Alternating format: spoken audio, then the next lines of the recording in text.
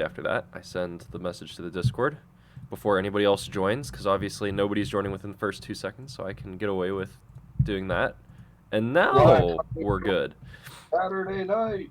It's a Saturday night with the boys playing some Minecraft and talking about some cool things. That's what we're doing. I mean, that's actually exactly what we're doing. We've got a big Minecraft server that people are playing on in the background, and I'm going to be sitting here with Logos pulled up in front of me and reading about a lot of cool stuff. And as you can see right here, I've got my two big boys and my other stack of big suckers and all of these ones. So, but these are the only two I'm going to be reading out of today. As Gen, obviously, because these are the two that I seem to always be reading out of because they're my best two right now for this subject. If I had the money, I wanted to buy the Exodus commentary in the Wesleyan tradition, but I don't have money right now. But I have a lot of those ones, which is actually really cool because some of my previous professors actually wrote some of the commentaries in that series, which makes it even cooler. Like the Ruth commentary was written by one of my professors in undergrad, so I have that one up on my shelf. I actually got early access to it because she wrote it, which is pretty cool. But yeah, I guess we'll talk some Minecraft and stuff while we wait for people to pour in. I gotta swap over to mod view too. I got my tactical fishing achievement today. Nice. And that's the only fishing I've done. And I have a lot of fish in my house now. Nice. A lot of pets. Yeah, I saw you were trapping a bunch of squids and fish and stuff in your house. You gonna make an aquarium? The dolphin disappeared. I don't know if he despawned or died. I don't know if they need air in this game. But gotcha. I think dolphins do need air. Okay. I mean, that makes sense in real life that they would. So, as you can hear, I've got Cole with me, and I've got Dietrich with me. They're playing Minecraft while I'm sitting here being a scholar, you know, doing weird things while they're doing fun things. We've also got Emma and Nate. How are you guys doing today? Good to see you both. Oh, wait, Nate, you're in chat. Oh, hey, man. For like 30 minutes. Oh, dude, why didn't you say anything? Oh, why didn't you say anything? Well, I don't have the Discord join notification on. Because if I had the join notification on, then, you know, it would come on stream and annoy everybody with people joining and leaving, so I have it turned off. I don't know when people join and leave. Sure. People sneak up on me all the time. I guess so. Oh, I'm sorry about that. Why you need the PNGs on your stream? What do you little faces pop up? Oh yeah, so I have that set up for game. Can you have that set up all the time? I mean, why not? Yeah. Because I was gonna say I have it set. The way that I had it set up was just for games. I didn't know you could do that like all the time, which I'd actually would be really nice. I'm not gonna lie. I'll send you a link for what I use. Oh, is it like It's is like it a browser source? Oh, okay. So it's outside of Discord itself. Yeah. Okay, It's gotcha. Like a browser source. Okay, that makes sense. That makes sense. Oh, you mean like get it to show up in Twitch specific? On stream. Yeah. Okay, I see what you're saying. So a browser source for. Okay, that's really smart. See, this is why it's helpful to have you, dude. You just it feels like every week you have something new that I never thought of before. An option. You may not like it, but. I mean, honestly, it sounds like I would actually be really useful. I'm not gonna lie. Yeah, I like it. I like using it. You can customize it, so I got my face on it. Yeah, it's like every week you're coming up with new stuff that we can do. Yeah, well, there you go. There's an option. Yeah, but yeah. So Emma, how are you doing? Good to see you. And I guess in chat today we've got Nate and we've got Dietrich and Cole. So that's pretty cool and stuff. Oh, and Kodo just joined Discord. That's pretty cool, man. Kodo 007. Dude, how'd last night go? I had to dip out at one point. I got a phone call. So I left the stream on in the background, but I had to dip. How'd the rest of your stream go, man? If you're here well, I mean, I guess I'm assuming you're in Twitch because you joined the Discord, so maybe you're not. I'm sorry if I'm calling you out. I didn't think before I spoke. I do that a little bit. But if you're here, yeah, I'd love to hear how the rest of your night went. Sorry I had to dip a little bit early. But yeah, so we got a full day ahead. Exodus 3, which is not a long chapter. How many verses is this chapter? Not long. 22 verses. So it's 22 verses again. It's not that long. Although my commentaries are literally just littered with stuff about this chapter, because this chapter is like super theologically significant, apparently. A lot of stuff going on. So I'm not going to read everything from these I mean, I never really do read everything from these commentaries, but there's especially a lot today. I was reading through. There's one big section from this one that I want to read through, and then Matthew Henry as well. There's a few sections I want to read as well. But we'll see. No particular word study. Well, actually, there might be a word study we'll do. It's a little weird. But there's a little bit of a cool thing to comment on at one point in the Hebrew. So we'll see how it goes. Look who showed up in this in Twitch. Hi, Kodo. How are you? Yeah, Kodo. No need to apologize. Stream was great. That's awesome, man. Yeah, hopefully we got to be a blessing on your night. That's our goal when we head out. We want to put a smile on someone's face and bless someone's night. So hopefully that happened. Hopefully that was how you felt. And glad to see you here tonight, man. I'm glad you decided to give us a shot. I appreciate that, man. That's awesome. Emma's doing well. I had an 8-hour car trip 2 days ago, 2 days in a row on Monday and Tuesday, so missed Minecraft. Oh my gosh, Emma, you were driving 8 hours 2 days in a row? That's wild. It sounds like a good day's travel. Yeah, 8-hour trip. I mean, gosh, I know about 8-hour trips. I got to drive 8 hours from school back to home when I want to see my family. That's a drive. Well, it's like a 7-hour drive, but I got to go through 3 cities, so there's almost bound to be traffic, and the traffic brings it up to about 8, sometimes even 9 hours. Actually, there was one time the traffic brought it up to 10 hours on a 7-hour drive. That was criminal. And don't forget, you also have to stop for gas and food. Yep. Oh Yeah, gosh, it's a pain. Like when I travel home, it's if I was to drive straight, it's probably close to 4 hours. Mm-hmm. That's what Google says. Google Maps says 4 hours. But I always stop at a Sheetz to get get gas and food. Mm-hmm. And this was before I had a girlfriend, so yeah. So now it takes more like 10 hours because I stop in State College. So chat, I don't know if any of you people in chat live in the very, very specific region of the world where Sheetz are a thing that exists. But if you know about Sheetz with a Z, gas station, I need to know, and I need to know your thoughts on it. Or, second line of thought, if you know about Buc-ee's, let me know that as well. Sheetz or Buc-ee's, if you know about either of those gas stations, I need to hear about it, and I need to hear your thoughts. I can say good barbecue at Buc-ee's. Wait, what was that? They got some good barbecue at Buc-ee's. That's what I'm saying. Buc-ee's has got like some nice stuff. They got some good food. I got some really good hot sauce from Buc-ee's last time I went to. Yeah. I have a specific thing about Pennsylvania things to deal with Sheetz. Okay. Sheetz is 100% better than Wawa's. Honestly, hard agree.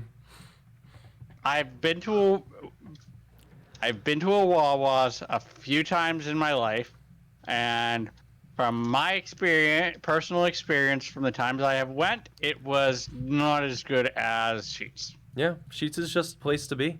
So I don't know if anyone else knows about Sheetz, but, and if you go down south, all I'm saying is if you go down south in America, you got to go to a Buc-ee's. I thought it was ridiculous until somebody took me, and I was like, actually, you know what? This is an experience. And ever since then, I've been like, Buc-ee's is a thing.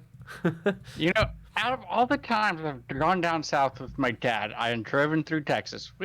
I do not remember stopping at a Buc-ee's. Oh my gosh. They are like, you think like, you think Sheetz is a fancy gas station. You think like Wawa's, Get Go, stuff like. You think those are fancy gas stations?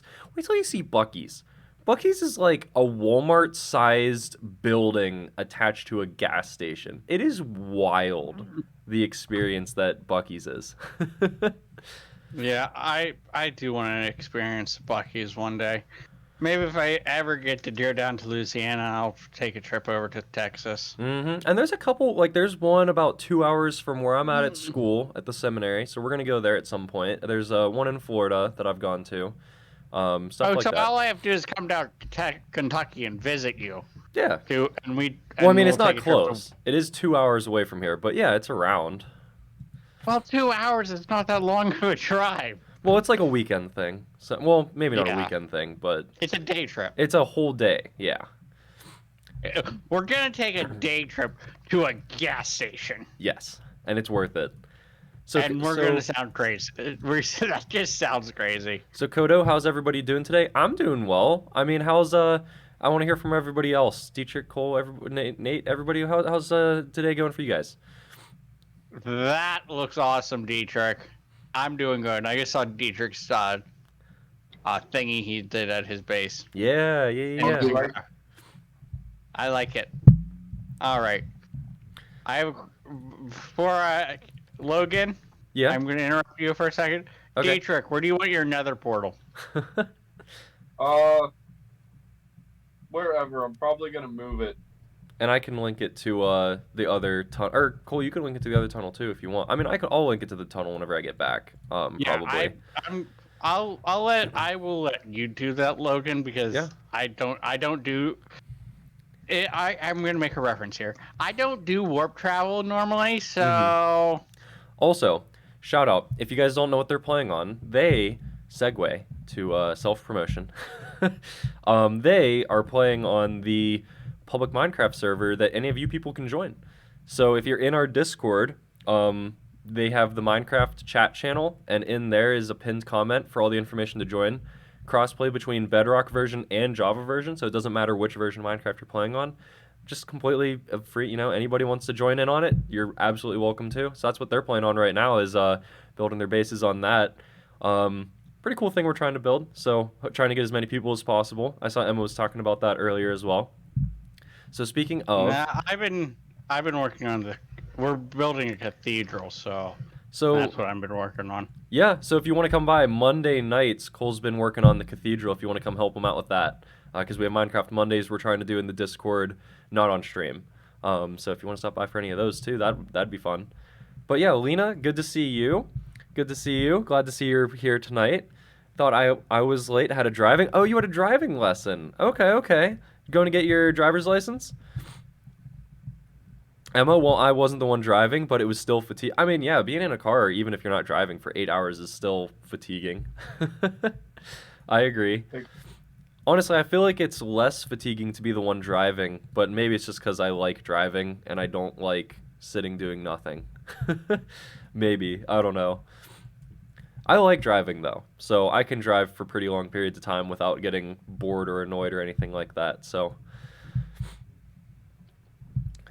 I'm really early in it, but I tackled traffic lights for the first time. It was great. Yeah, that's awesome, Lena. That's awesome. We have someone else in our chat who's been trying to get their driver's license. I went to college with her, actually. She's been trying to get her driver's license. There's a whole story there. It's actually one of our prayer requests in our channel. She's been trying to save up money to get a car so that she can practice get her driver's license, so that she can get her teaching placement for her teaching license. So that's a big prayer request right now, but she's also trying to get her driver's license, so there's another person. You're not alone. But hey, yeah, Lena, we'll be praying for you too. Hopefully all that goes smoothly and you can get your license as well. Speaking of, I just noticed it's 8:15, so I'm going to pray us in real quick, and then we can get started now that everybody's here. If you'll join me real quick, Father in heaven, thank you so much for today. I thank you so much for gathering all of us here to be able to learn a little bit more about you and for what you want from our lives. I pray that as we go into this discussion, that all the words of my mouth and from all of our mouths would be pleasing and honoring unto you, and that we would be able to have a good time of fellowship and growing closer to each other and being able to have a good time as we try to learn and become better people.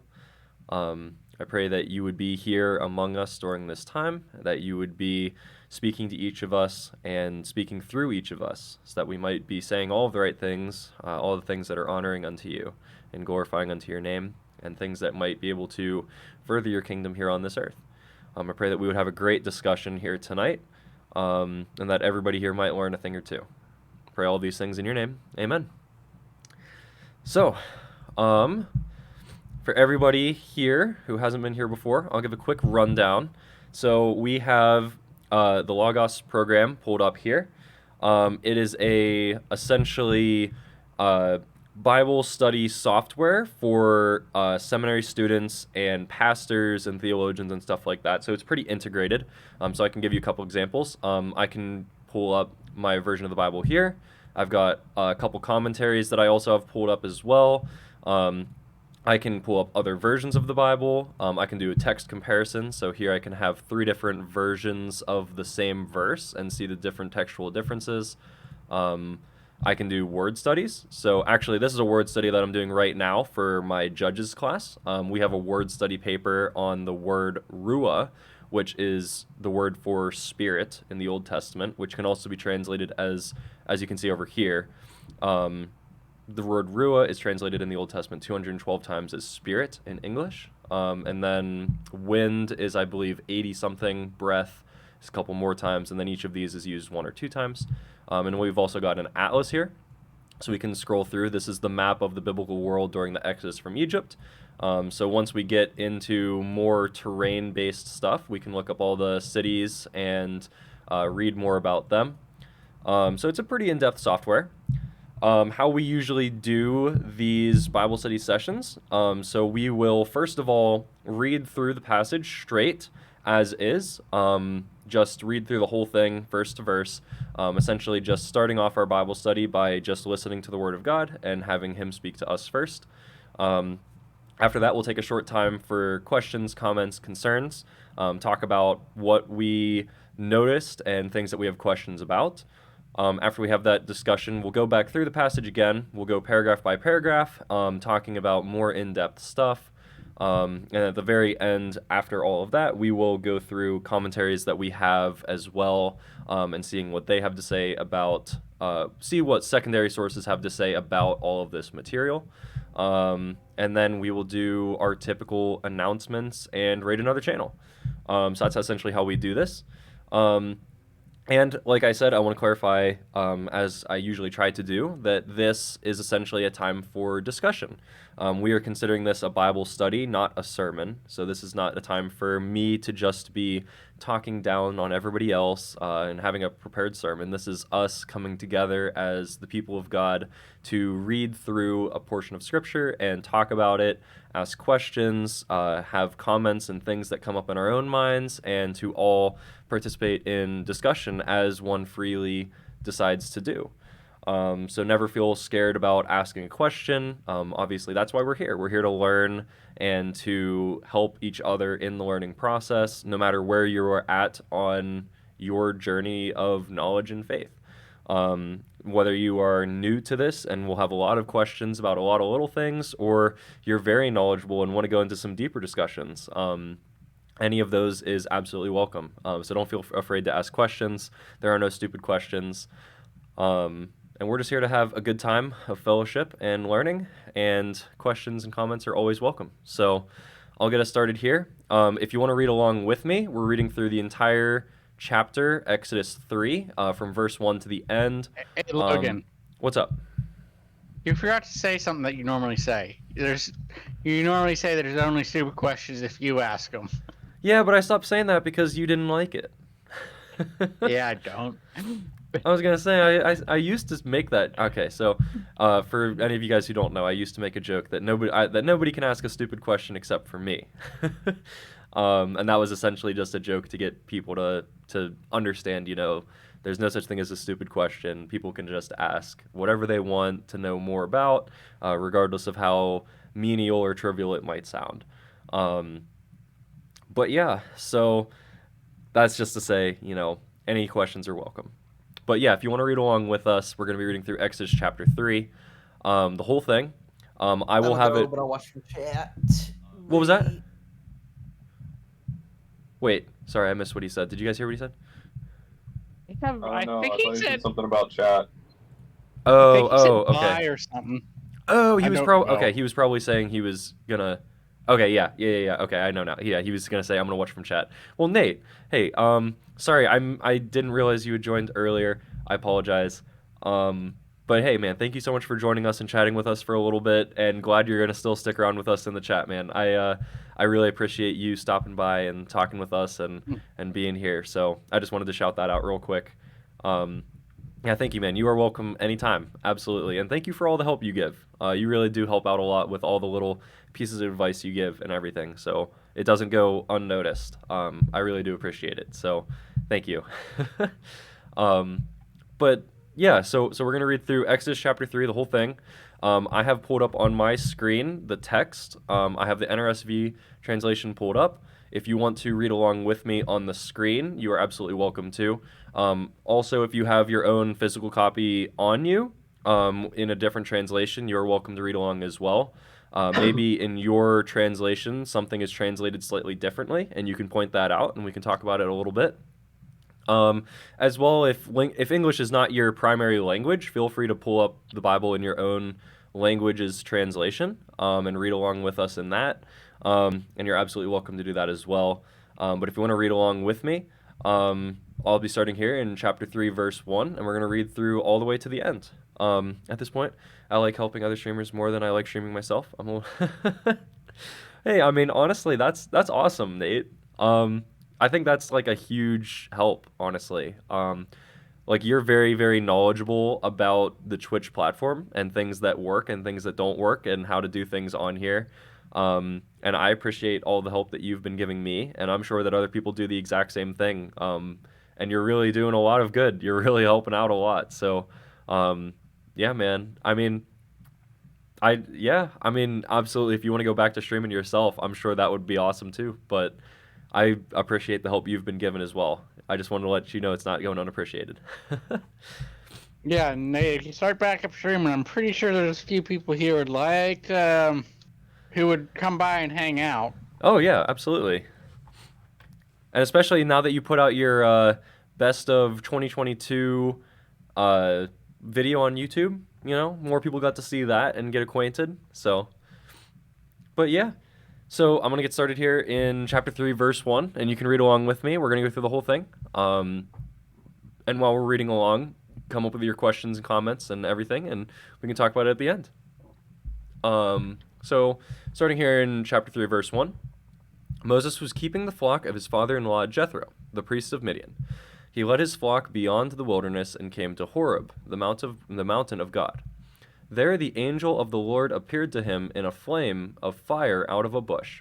He looked, and the bush was blazing, yet it was not consumed. Then Moses said, I must turn aside and look at this great sight, and see why the bush is not burned up. When the Lord saw that he had turned aside to see, God called to him out of the bush, Moses, Moses. And he said, Here I am. Then he said, Come no closer. Remove the sandals from your feet, for the place on which you are standing is holy ground. He said further, I am the God of your father, the God of Abraham, the God of Isaac, and the God of Jacob. And Moses hid his face, for he was afraid to look at God. Then the Lord said, I have observed the misery of my people who are in Egypt. I have heard their cry on account of their taskmasters. Indeed, I know their sufferings, and I have come down to deliver them from the Egyptians, and to bring them up out of that land to a good and broad land, a land flowing with milk and honey, to the land of to the country of the Canaanites, the Hittites, the Amorites, the Perizzites, the Hivites, and the Jebusites. The cry of the Israelites has now come to me. I have also seen how the Egyptians oppressed them. So come, I will send you to Pharaoh to bring my people, the Israelites, out of Egypt. But Moses said to God, Who am I that I should go to Pharaoh and bring the Israelites out of Egypt? He said, I will be with you, and this shall be the sign for you that it is I who sent you. When you have brought the people out of Egypt, you shall worship God on this mountain. But Moses said to God, If I come to the Israelites and say to them, The God of your ancestors has sent me to you, and they ask me, What is his name? What shall I say to them? God said to Moses, I am who I am. He said further, Thus you shall say to the Israelites, I am has sent me to you. God also said to Moses, Thus you shall say to the Israelites, The Lord, the God of your ancestors, the God of Abraham, the God of Isaac, and the God of Jacob, has sent me to you. This is my name forever, and this is my title for all generations. Go and assemble the elders of Israel, and say to them, The Lord, the God of your ancestors, the God of Abraham, of Isaac, and of Jacob, has appeared to me, saying, I have given heed to you, and to what has been done to you in Egypt. I declare that I will bring you up out of the misery of Egypt to the land of the Canaanites, the Hittites, the Amorites, the Perizzites, the Hivites, and the Jebusites, a land flowing with milk and honey. They will listen to your voice, and you and the elders of Israel shall go to the king of Egypt and say to him, The Lord, the God of the Hebrews, has met with us. Let us now go a 3 days' journey into the wilderness, so that we may sacrifice to the Lord our God. I know, however, that the king of Egypt will not let you go unless compelled by a mighty hand. So I will stretch out my hand and strike Egypt with all my wonders that I will perform in it. After that he will let you go.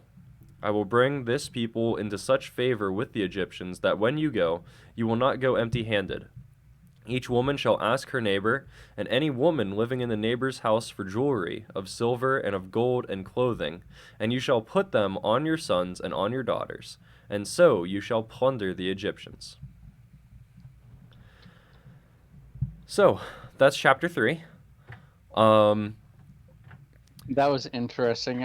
I found that last bit interesting. Plunder the Egyptians.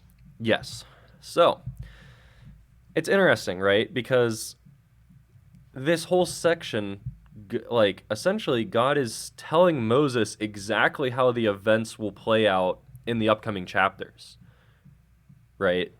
Like, the initial request from Moses to Pharaoh is this right here. Let us now go a 3 days journey into the wilderness so that we may sacrifice to the Lord our God. So the initial request that God gives to Moses is not to release the Israelites from captivity. The initial request from God to Moses is, just let us go for 3 days to worship our God, and then we'll come back to you. And then that's exactly what Moses is going to tell Pharaoh too. He's going to just say, hey, let this people go out so we can worship our God, and we'll come back to you. The funny thing is that God, right after that, he says, I know, however, that the king of Egypt will not let you go unless compelled by a mighty hand. So I will stretch out my hand and strike Egypt with all my wonders that I will perform in it, referring to the 10 plagues. So God already knows that Pharaoh's going to be, a jerk about it and say, I'm not releasing your people to go out and worship for 3 days because that's 3 days of labor that they can be giving me. So God's going to give them all these plagues, and after that, he will let you go. Right? And then because of all of that, the hardship that Pharaoh has given to his people, it says at the end, when you go, you will not go empty-handed. Each woman shall ask her neighbor, and any woman living in the neighbor's house for jewelry of silver, of gold, and clothing, and you shall put them on your sons and on your daughters, and so you shall plunder the Egyptians. Right? Because, well, first of all, because Pharaoh and the Egyptians have been oppressing the Israelites and making them do all their hard labor projects this whole time, but also because the Israelites are going to need some stuff when they leave. Because they're slaves. They don't own anything. They don't have probably anything more than the clothes on their back. So they're going to need some stuff to take with them. It says specifically clothing is one of the things that they will take when plundering because they probably only have the clothes on their back. So they're going to take all this stuff whenever they leave Egypt so that they're not empty-handed. Which, speaking of, this is gonna be an interesting thing. Keep in mind, for many weeks down the line, that they take silver and gold jewelry. Keep in mind that the Israelites take silver and gold jewelry from the Egyptian people. Maybe you already know what that's alluding to, but there's a very, very, very important scene that will happen later in this book revolving the jewelry that they take from the Egyptians. Yeah. I know. Yeah, I was gonna say some people might know, some people might not, but if I go down that rabbit trail, it's gonna take a while. So just keep that in mind. Why did God do that? Why not just say to them, go straight away? That's an interesting question.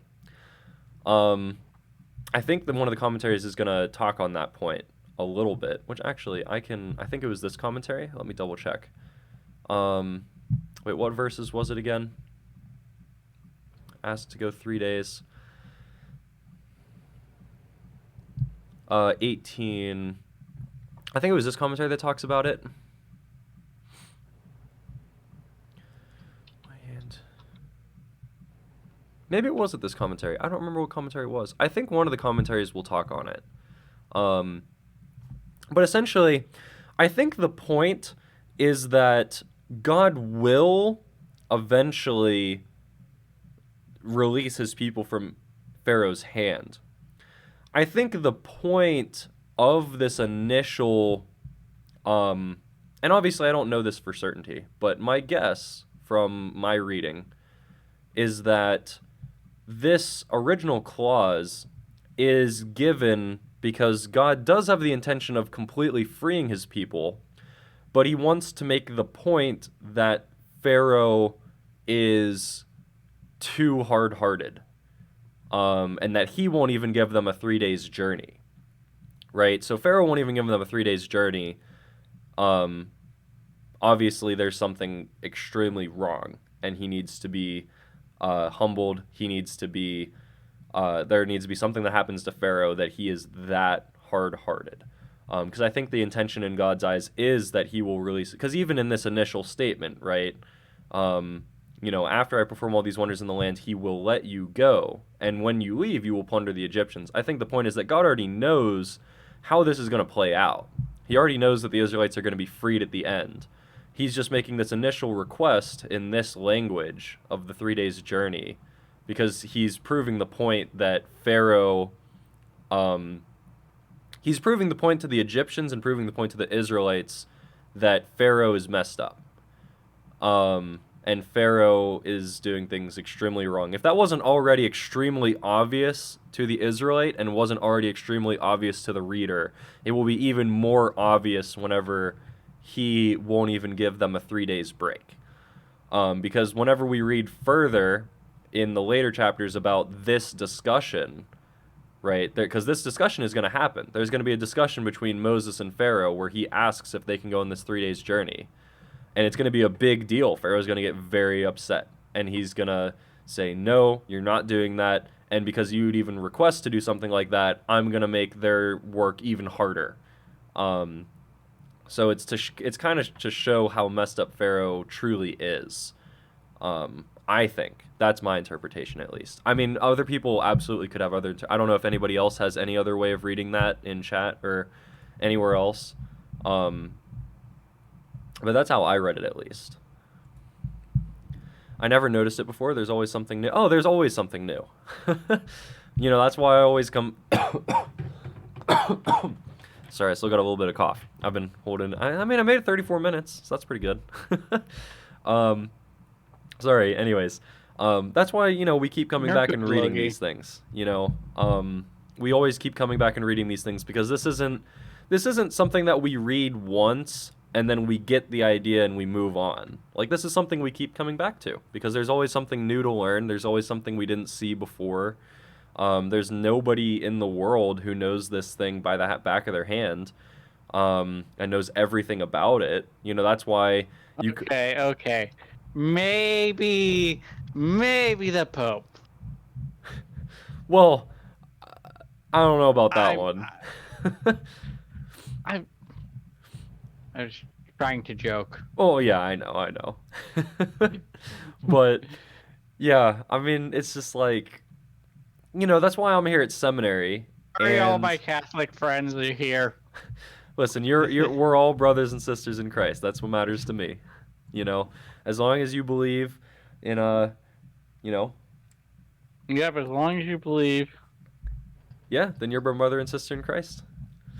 I don't like these denominations that split us. I'm not a fan of how we let our ideological differences divide us. Yeah, I think it was Paul in, I don't know which book, but I've heard that in one of the books he says, don't let your small differences separate you. Yeah, he talks on that a couple times. Paul condemns the churches that allow their secondary differences to divide them. He says, agree on primary principles, sure. Disagreement on secondary principles should not allow you to divide yourselves.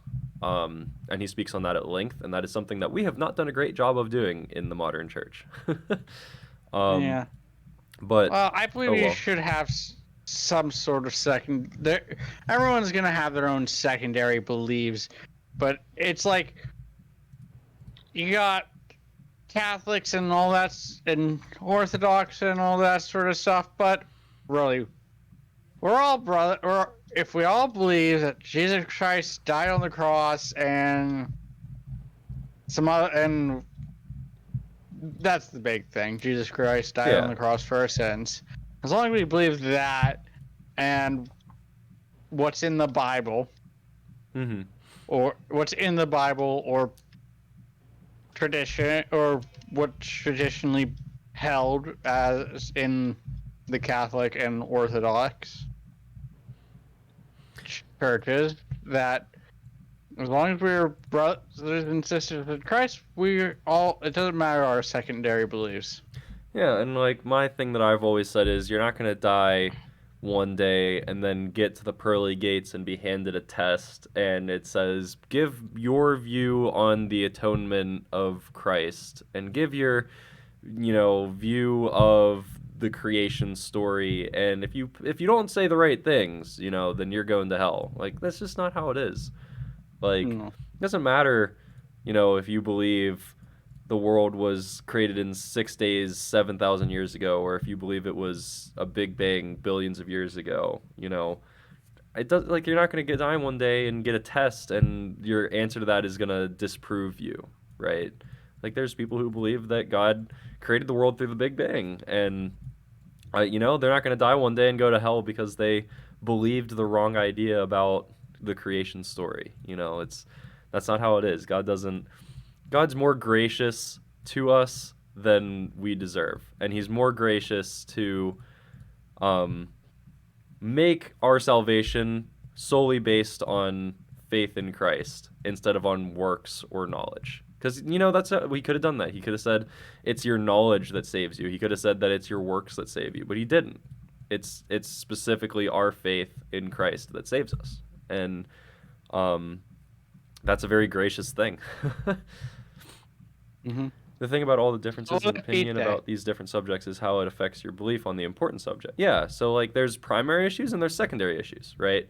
And the problem is that we have confused those in the modern day. We talk about secondary issues as if they are primary issues, and we say people that disagree with us on secondary issues and call them wolves in the sheep's flock, which is not how that term was meant to be used. That was used to refer to people who disagreed on primary issues, not secondary issues. Because some end up affecting your primary belief. Well, I mean, the primary belief is just Christ died for your sins, and Christ died for your sins and you repent of them. That's the primary issue. Everything under that is secondary issue. People don't like to hear that, but it's true. Right? The primary issue is your heart right with God? Right? Do you have faith in Christ? And do you repent of your sin? Right? That's the point. That's the message of the gospel, right? The most famous, for God so loved the world that he gave his only begotten Son, that whosoever believeth on him shall not perish, but have everlasting life. It doesn't say anything else about any other issues. That's the primary issue of salvation, right? Everything else is secondary. And, I would, there's definitely things that you can say are right and wrong, generally speaking, but none of it is something that is to deal with salvation.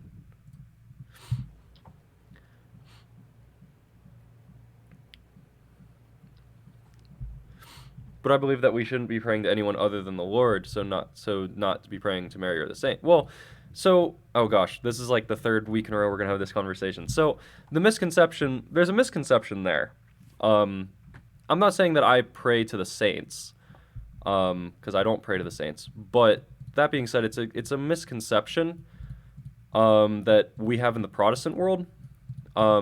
We believe that in the Protestant world, people tend to believe that Catholics, and I mean, I believed this too for most of my life, but the Catholics don't actually worship Mary, and they don't actually pray to saints in that they're divine figures. They pray to Mary and the saints as if they are intercessors between them and God. In the same way that in the Catholic tradition, you go to the confession booth and confess your sins to the priest so that the priest prays to God on your behalf. They believe it's the same thing. They believe that whenever you pray to the saints or you pray to Mary, you are... they believe that they're intercessors. They don't view Mary as a divine figure, if that's to say. And what about Jesus being God, not a man? Well, that's part of the primary issue. If you don't believe that Jesus was God, then his sacrifice didn't mean anything. So that's part of the primary issue, right? Like the primary issue being, God is one. That's extra parts of the primary principle, right? The primary principle, you have to believe that God is one. You have to believe that Jesus was God for the sacrifice to mean anything, right? There will be some who got lost from it, but I believe yeah, I believe that, it doesn't matter about what you it doesn't matter about how you act. Like, I could go to church, I could go to church every single week. I could pray every single day. I could give all my money to the charity, and I could still go to hell because I could not have my heart right with God. And that's what it boils down to. It doesn't matter on what you do or what you say. It matters if your heart's right with God, right? That's what belief is. Like C.S. Lewis says that belief in Christ, belief in God, is not a mere intellectual assent, because even the demons know that God exists and that Christ died, right? It's not an intellectual assent to knowledge. That's not what belief is. Belief is the inward disposition of the heart, right? That's what belief is. So if your heart's right with God, that's what matters. And I believe anybody from any tradition, as long as their heart's right with God, they'll be saved. But we don't need any humans to be intercessors for us when praying to God. I agree. That's why I don't pray to saints, because I don't believe that I need that intercessor. Hebrews does talk about how Jesus is now the one who is now the intercessory priest sitting at the right hand of God, right? That's a, oh gosh. Hang on. Oh, there we go. Oh, it fixed itself. Wow, the camera's never fixed itself before. That's wild. Huh. Or did it not fix itself? It didn't fix itself. What? I used to have this camera problem all the time. So if you don't know, I'm using my phone as the camera. And I used to have this issue a lot before. I haven't had this issue in a while, though. So I'm surprised it's doing it again. But anyways, yeah, I agree. I don't pray to saints because I don't think we need that intercessor, but I also wouldn't call it heresy either. As long as they're not viewing the saints or Mary as a divine figure, I don't believe it's a heresy. I just don't think you need it. I would hope that Mary and the saints would have more important things to do in death than to listen to us. Yeah. I get this. It's a nice sentiment, which actually, if you guys don't know, chat, today is actually All Saints Day. In the Christian calendar, today is the holiday All Saints Day, and All Saints Day is essentially the holiday to celebrate all believing Christians, living and dead.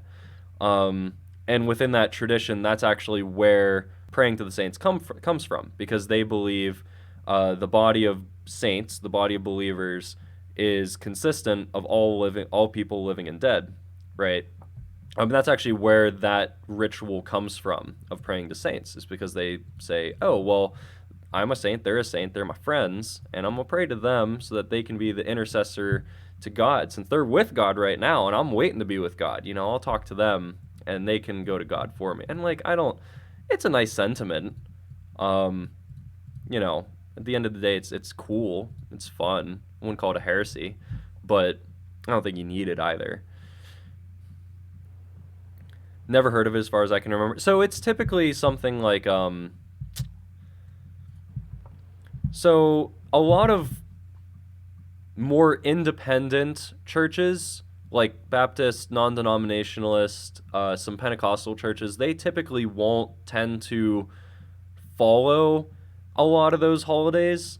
If you get Orthodox, Catholic, Anglican, Methodist, Presbyterian, a lot of those churches will celebrate holidays like All Saints Day, because they will typically follow the church calendar's holidays and stuff. It's typically your more modern Baptist, non-denominational, Presbyterian, or Pentecostal churches that tend to not have it. Sounds like more like a curse to me, to become omnipotent and listen to the masses all this. Yeah, exactly. Like, what do they have to care about us for? It's strange, because how did they get to that position then? Who interceded for them? Yeah, I mean, I don't know what they would argue, honestly. I don't know what the argument would be on that side for that. Like I said, it's a nice sentiment. I don't think it's heresy as long as they don't view them as divine figures, and only as an icon. But, you know, anyways, that's a whole thing. A little bit off track. So, I mean, I'm always down for these off-track conversations, but, yeah, unless if there's any other specific questions, I'll go back to this. Was there any other questions, comments, anything about this chapter? I mean, I can start reading through and get into some other stuff. Wait, so... You know what? It is... Let's see. It's with these... What's up? Okay. It's with the burning of the bush. The burning bush is interesting. Yeah. That's always been interesting. I heard there's a theory out there that that Jesus that all that Moses saw was a tree that was on fire. There's a type of tree out there that out near Sinai that does burn, but doesn't burn down. I've heard that before. I don't know if that's like an old wives' tale, or if it is true or not. I've never looked into it more, but I have actually heard that before. Yeah, I saw it like on a TV program. So yeah. Oh, also, but it's like, so real quick, Emma. Their argument would be the parable of Lazarus.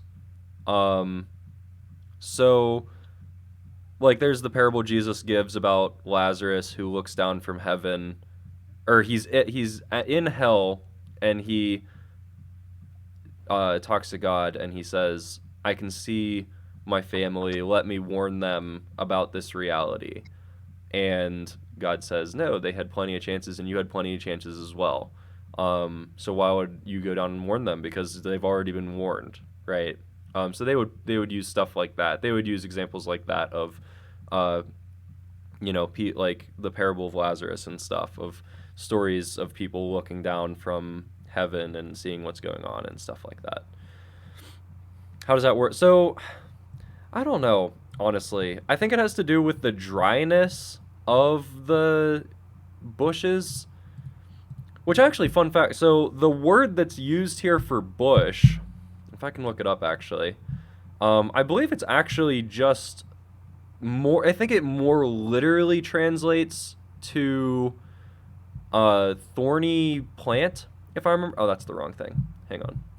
I think it more literally translates to thorny plant, if I remember right. So this is the Greek.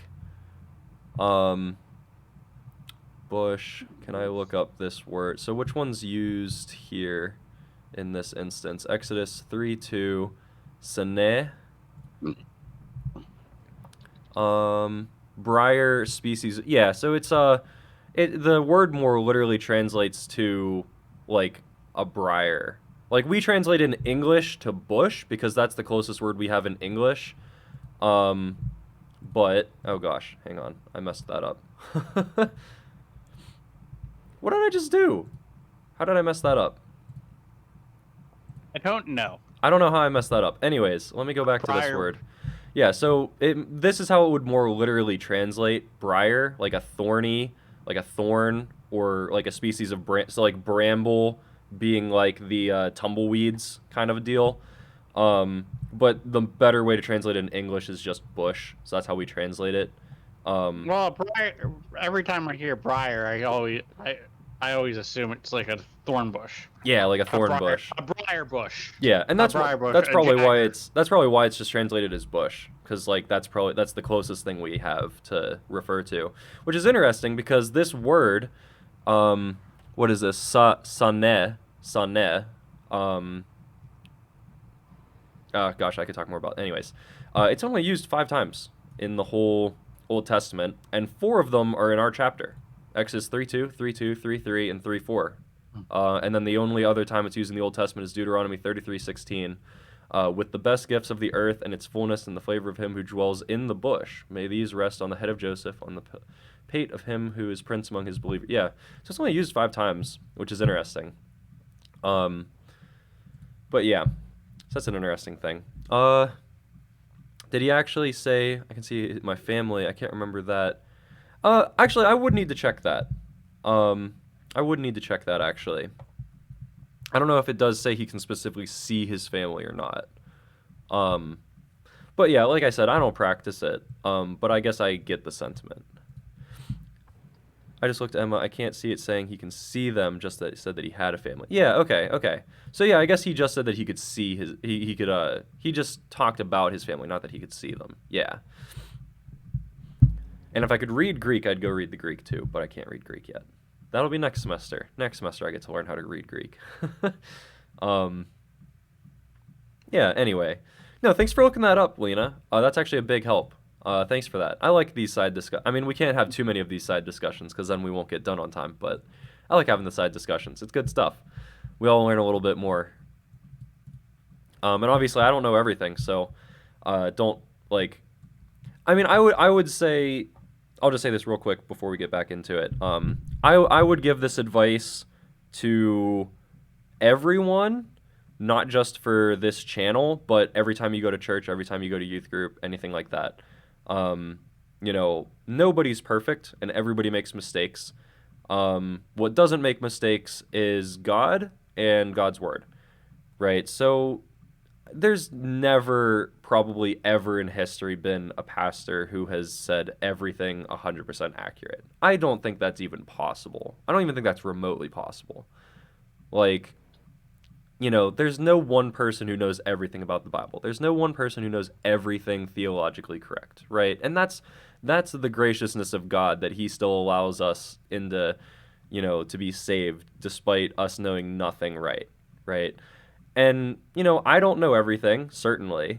I don't think anybody does. And I think if you do claim to know everything, then you definitely don't know everything. So that's being said, like, I'm studying here at seminary, but I don't know everything. So, like, this is a great learning point to say, I like, don't take everything I say here for fact. You know, some things I know more certain than other things, and usually if I don't know something very certainly, I will preface and I'll say, listen, this is just kind of how I'm interpreting it, but I don't really know for sure. And yeah, anything that I say, go, you know, look at it for yourself.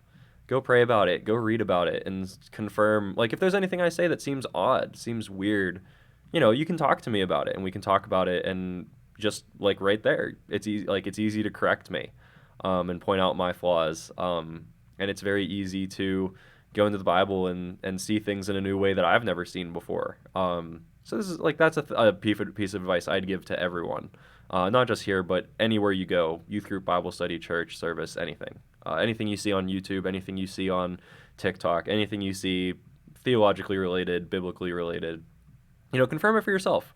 Pray about it, read about it, see what you come to, pray that as you read God's word, the Holy Spirit would work on you and show you what's true. And I'm sure that'll do more than anything else ever will. So, yeah, I could keep going on the side discussion for ages. Yeah, I mean, we, Cole, you remember last month whenever we looked at fruit, biblical fruit, for like 30 minutes? we were looking at biblical fruit for 30 minutes or something like that. Side discussions are something that happens all the time. Well, if I'm really in the mood, I can distract Logan very easily. It happens, and like we just went on that sidetrack for like 30 minutes, so it happens. And I'm all here for it. As long as we can still get everything done on time, I'm all here for it. So don't apologize for any of that stuff, absolutely. But yeah, so also, any questions and comments, feel free to keep them coming. I'm going to start reading through again.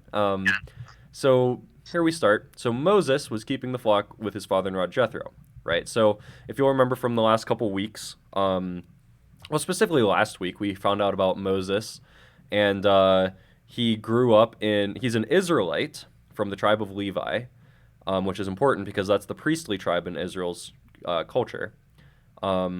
He was spared from the massacre of the Hebrew children, and he was raised in Pharaoh's own household by Pharaoh's daughter. And we said that most likely that Pharaoh was Pharaoh Seti the first, I believe, and then Ramses the second should be the Pharaoh who is alive currently. Although that's not entirely known for fact. Historical studies have said that most likely the Pharaoh of the Exodus is Ramses II, although we don't know for certain. Anyways, that's to say, Moses grew up in Pharaoh's own household as a Hebrew, which is very odd. But the point is that Moses ended up striking down one of the Egyptian taskmasters and killing him because the taskmaster was beating a Hebrew person really badly. This frightened Moses whenever he found out that people saw it and were going to spread the news about it, and he feared for his life that Pharaoh would come and kill him. So he fled into the desert, and he found Jethro and his daughters. And Jethro, as you can see here, is the priest of Midian, which is odd because he's not an Israelite. Jethro is not an Israelite. He's living in Midian, but he's apparently a priest, and it seems to be referring to a priest of God. Which is interesting, and we talked about that last week. But Moses ends up marrying one of Jethro's daughters, right? So that's why Jethro, his father-in-law, and the Midianite people are a bunch of herders, just like the Israelites, right? The Israelites were herders. They kept sheep and animals, and they kept and tended to the flock. That's what the Israelite occupation was, and that appears to be the Midianite occupation as well, is keeping the flock. So Moses is doing his duty in the desert, keeping the flock of his father-in-law Jethro, because he married one of Jethro's daughters, a Midianite woman. So Moses leads his flock beyond the wilderness, and he came to Horeb. Now Horeb probably doesn't sound super familiar to anyone, but it is referred to as the mountain of God. That's odd. Why do we not know anything about Horeb? Well, Horeb, I'm gonna load up right over here, is also, actually it might not say it here because this is word study. Anyways, I'll just say it while I'm looking for it. Horeb is another name for Sinai. Believe it or not. So I don't... That's cool. It's not necessarily known why. Gosh, why can I not get a search tool for Horeb? I don't know why it's not working. So usually whenever I do study, it will sometimes bring up a map. But for some reason, whenever I do... Maybe I need to do lookup. Sorry.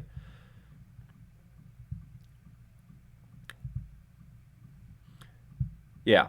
So Horeb, desert or mountain of a dried up... this is Horeb in general. This isn't a name. This is a definition for the word Horeb. Anyways. Yeah, here we go. Sinai. Here's what we want. Sinai the place, not Horeb the definition. Sorry, that was a long strain of thought to get there. Apparently Horeb also means something else. So Sinai, of Sin, also called Horeb, the name of the mountain district which was reached by the Hebrews in the 3rd month after the Exodus. Here they remained encamped for about a whole year. Right? So essentially, a lot of the time it's referred to as Sinai, but in other places it's referred to as Horeb. Right? So right here it's being referred to as Horeb, and a lot of Deuteronomy will also refer to Sinai as Horeb. Most likely this is due to either editing, because like later editors would come through and change things to update names based on time period. So that's one of the reasons why maybe this is used. Another reason is that maybe these were written in different time periods. Potentially one was written in an earlier time period when the mountain was called Sinai, and other parts of the book were written at a later time period whenever the mountain was called Horeb. It's not entirely clear, but the point being that Sinai and Horeb are referring to the same thing, which actually will be important because Jethro also has 2 names. Sometimes his father-in-law is referred to as Jethro, and I believe he also has another name. Yeah, Reuel. So sometimes he's referred to as Reuel. So this is another instance of sometimes it's called the mountain is called Horeb, and sometimes it's called Sinai, and then sometimes Moses' father-in-law is called Reuel the Midianite, Moses' father-in-law, and sometimes he's referred to as Jethro. So that's just an interesting thing to keep out for. If it's saying Horeb, it's referring to Sinai. And if it's saying Jethro or Reuel, it's referring to Moses' father-in-law, the mother of Zipporah, who was Moses' wife. So keep that in mind as we move forward, that they have different names to refer to the same thing. So are they already calling themselves Israelites even though they haven't made it to Israel yet? Yes. The reason is because the Israelites aren't named after a land. They are named after a person. Right? So let me try and think of a couple examples. So Egyptians refers to Egyptian people because they're from the land of Egypt. They're not called Israelitians.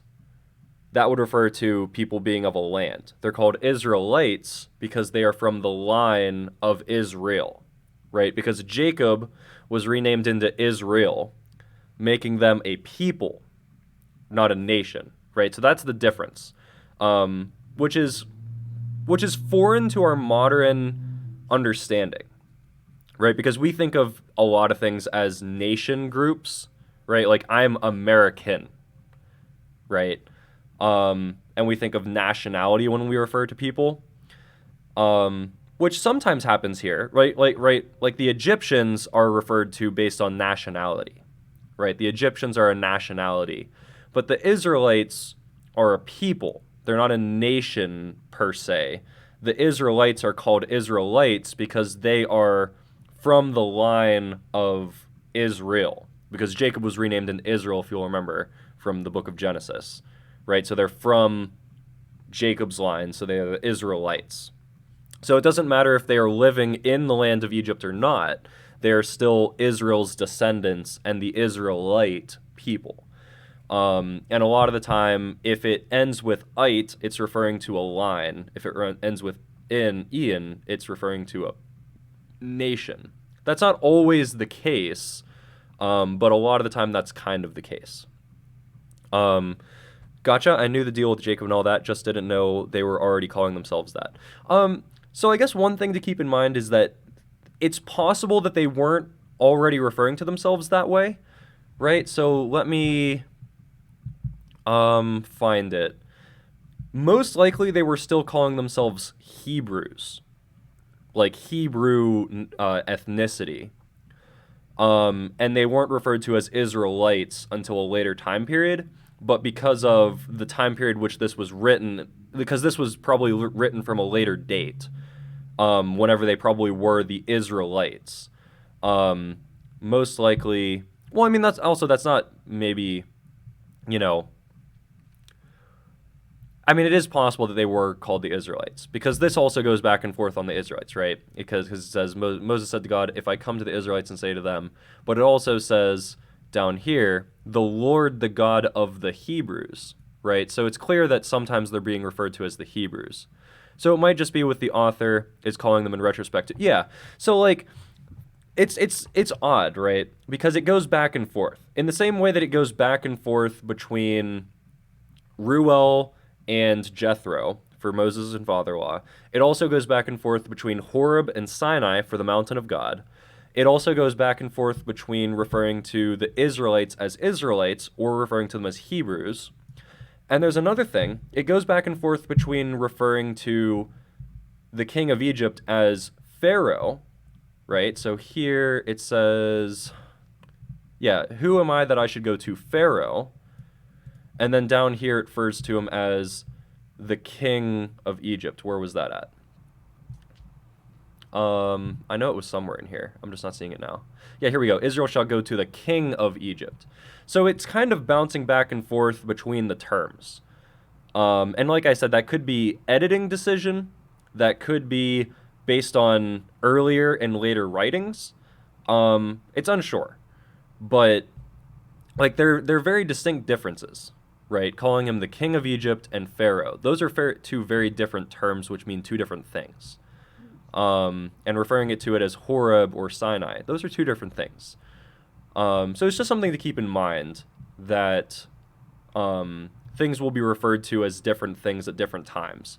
And the reasoning for that might not necessarily be known 100%, but we know that they are referring to the same thing. But it is so it's not just the Bible that would have. So going back to your original comment about the Israelites, it's interesting because it wasn't just the Israelites who saw themselves as a people group and not a nation, right? So a couple weeks ago I referred to the Merneptah Stele, which is a document written by Pharaoh Merneptah, which Merneptah is the pharaoh that came after Ramses II, and it's a big slate that we've dug up in Egypt that we actually have access to today. I don't know where it's currently located, but I know it's something that we have access to today. And it's called the Merneptah Stele because it's a document written by Pharaoh Merneptah, and it talks about all of the different groups that Merneptah has conquered. And in Egyptian hieroglyphics, right, because they would have written in hieroglyphics at this time period, in Egyptian hieroglyphics, they have a way of writing about a nation without explicitly saying it. I know that sounds really odd, right? But picture, so we've got Jethro here. Right, so I'm going to highlight this name. And in the Merneptah Stele, imagine that it is saying Israel. On top of the name, like at the very end, they can put symbols to refer to the status of that people group. Right, so next to Israel, they put a symbol that marks them as hostile, like an enemy. And they have a symbol that marks them as a people group. So as soon as you read Israel, it has these two symbols, and it clarifies, well, Israel is hostile, they're an enemy, and it says that Israel is a people group. Which is interesting because all of the other peoples that Merneptah is talking about are referred to with the symbol that classifies them as a nation, right? So he says, so in the Merneptah Stele it says, like, the Midianite nation has been conquered. And the Philistine nation has been destroyed.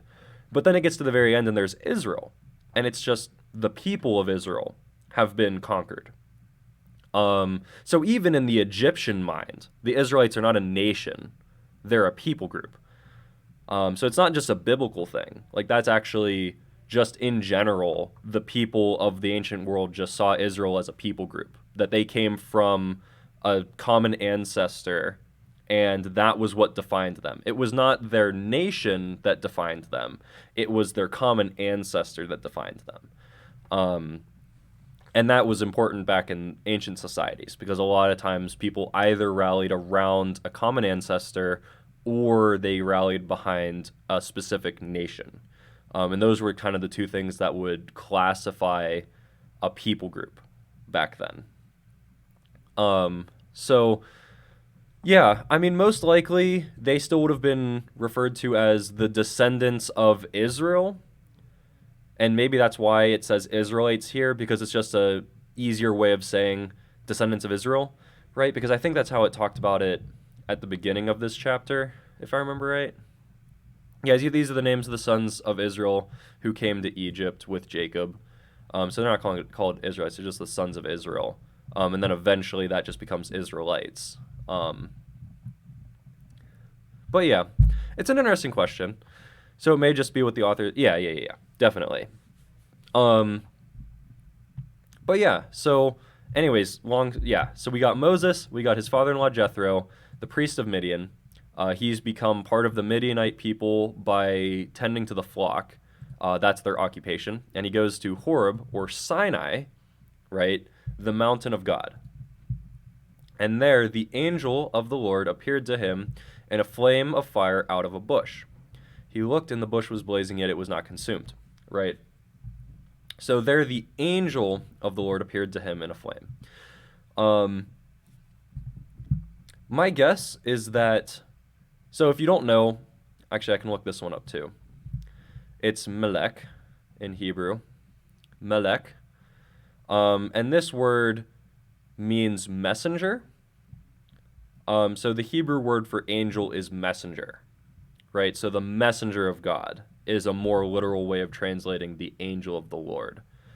So sometimes it is referring to a heavenly angel. Sometimes angel of the Lord in the Old Testament is actually referring to a human prophet, believe it or not. So sometimes God sends a human prophet, and that person is referred to as the Melech of Adonai in Hebrew. And it's the same word for angel. And then in the Hebrew, we translate it as either angel or messenger based on the situation. But sometimes it can also be referring to the spirit, like the spirit being the angel. That being said, it seems to me here that this isn't referring to a heavenly angel, like Gabriel or Michael, because there's no one who's actually talking to Moses except for God himself. So it just says the angel of the Lord appeared to him in a flame of fire out of the bush. So it seems like the presence of God was in the flame of the bush, because then once he gets closer to the bush, the Lord saw that he turned aside to see, and God called to him out of the bush. That's how I'm interpreting that, at least. It seems to me that this is just saying the presence of God appeared to him in a flame out of the bush. Right? Because sometimes angel of the Lord can be referring to, like, the Spirit, or sometimes, actually, angel of the Lord refers to Jesus, sometimes in the Old Testament, like in Ezekiel. Like I said, there's a lot of connotations that the angel of the Lord can mean. Sometimes it's not referring to a typical angel as we would picture it, just because, like I said, in Hebrew it translates to messenger, melech. But anyways, so the presence of God or an angel or some angelic, some heavenly being appears to him in a flame of fire out of the bush. Because what is clear is that this is a spiritual heavenly entity, right? And appears to him in the flame out of the bush. And he looked, and the bush was blazing, yet it was not consumed, right? So this burning bush has a flame that's engulfing it, yet the bush itself is not being turned into ash. So Moses says, I must turn aside and look at this great sight and see why the bush is not burned up. When the Lord saw that he turned aside to see, God called to him out of the bush. And he says, Moses, Moses. And Moses replies, here I am. This is actually a pretty common thing in Hebrew, a pretty common introduction. Like, this was used with Abraham in the last book. A couple other times it's used where God will repeat the name twice. Like, Abraham, Abraham. And then the person will respond with, here I am.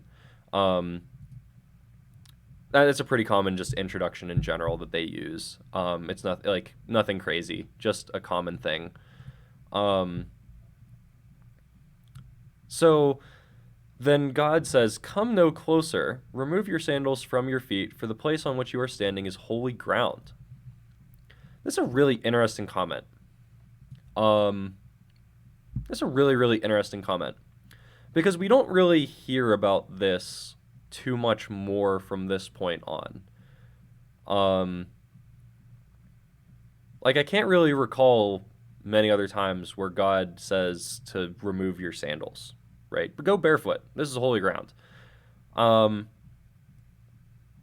what is interesting is that this was actually this is a pretty common cultural thing among a lot of religions, actually. We don't really practice this a lot in modern Christian churches, but a lot of other religions do this exact same thing, which is really interesting, right? So, for example, I'm doing a world religions class right now in seminary, and part of that class is that I had to go worship another religion's worship site. So for that class, I went to... Wait. Say that again, because I think I misheard you. Oh, so I'm taking a world religions class in seminary, Yes. and part of that class is that I have to go visit the worship site of another religion. Okay, I just had to make sure. It sounded to me. I thought I heard you said you had to go to worship at another worship. Oh, maybe That's what I heard. I might have misworded that. Anyways, I had to go visit. I was just checking you there. I was making sure your seminary was teaching you right, Loki. Yeah. Okay. Maybe I might have misworded that. Anyways, the point being, I went to a Hindu temple. Was what I went to go visit. And part of the experience was that you had to take off your shoes to enter the temple. And that's not an uncommon thing. Buddhists take off their shoes before they enter a temple. A lot of other Indian religions do the same thing. I think it's a pretty common thing in a lot of Islamic worship practices. If I remember right, I mean, I could be wrong, but I feel like if I remember right, I remember seeing in Mecca that they took their shoes off. If I remember right. I could be wrong about that one, but that's to say, this is a pretty common thing, religiously speaking, that people take off their shoes when they are on holy ground. But we don't really talk about this a lot in the Old Testament, or the Bible in general. So it's an interesting comment that they have here that doesn't really appear much else throughout the rest of the Bible. Maybe this is a cultural thing. Like, God tends to speak to his people in terms that they recognize and understand, right? So we talked about this back in the last book in Genesis. Whenever God makes covenant with Abraham in Genesis chapter 15, he does so in the format of a ancient Near Eastern covenant treaty, right? They were called suzerain vassal treaties. And it's done in the exact same way. So, God tells Abraham, take the sacrifice, cut it in two, and then put the pieces on either side, and then you have to walk through it. That's exactly what they did.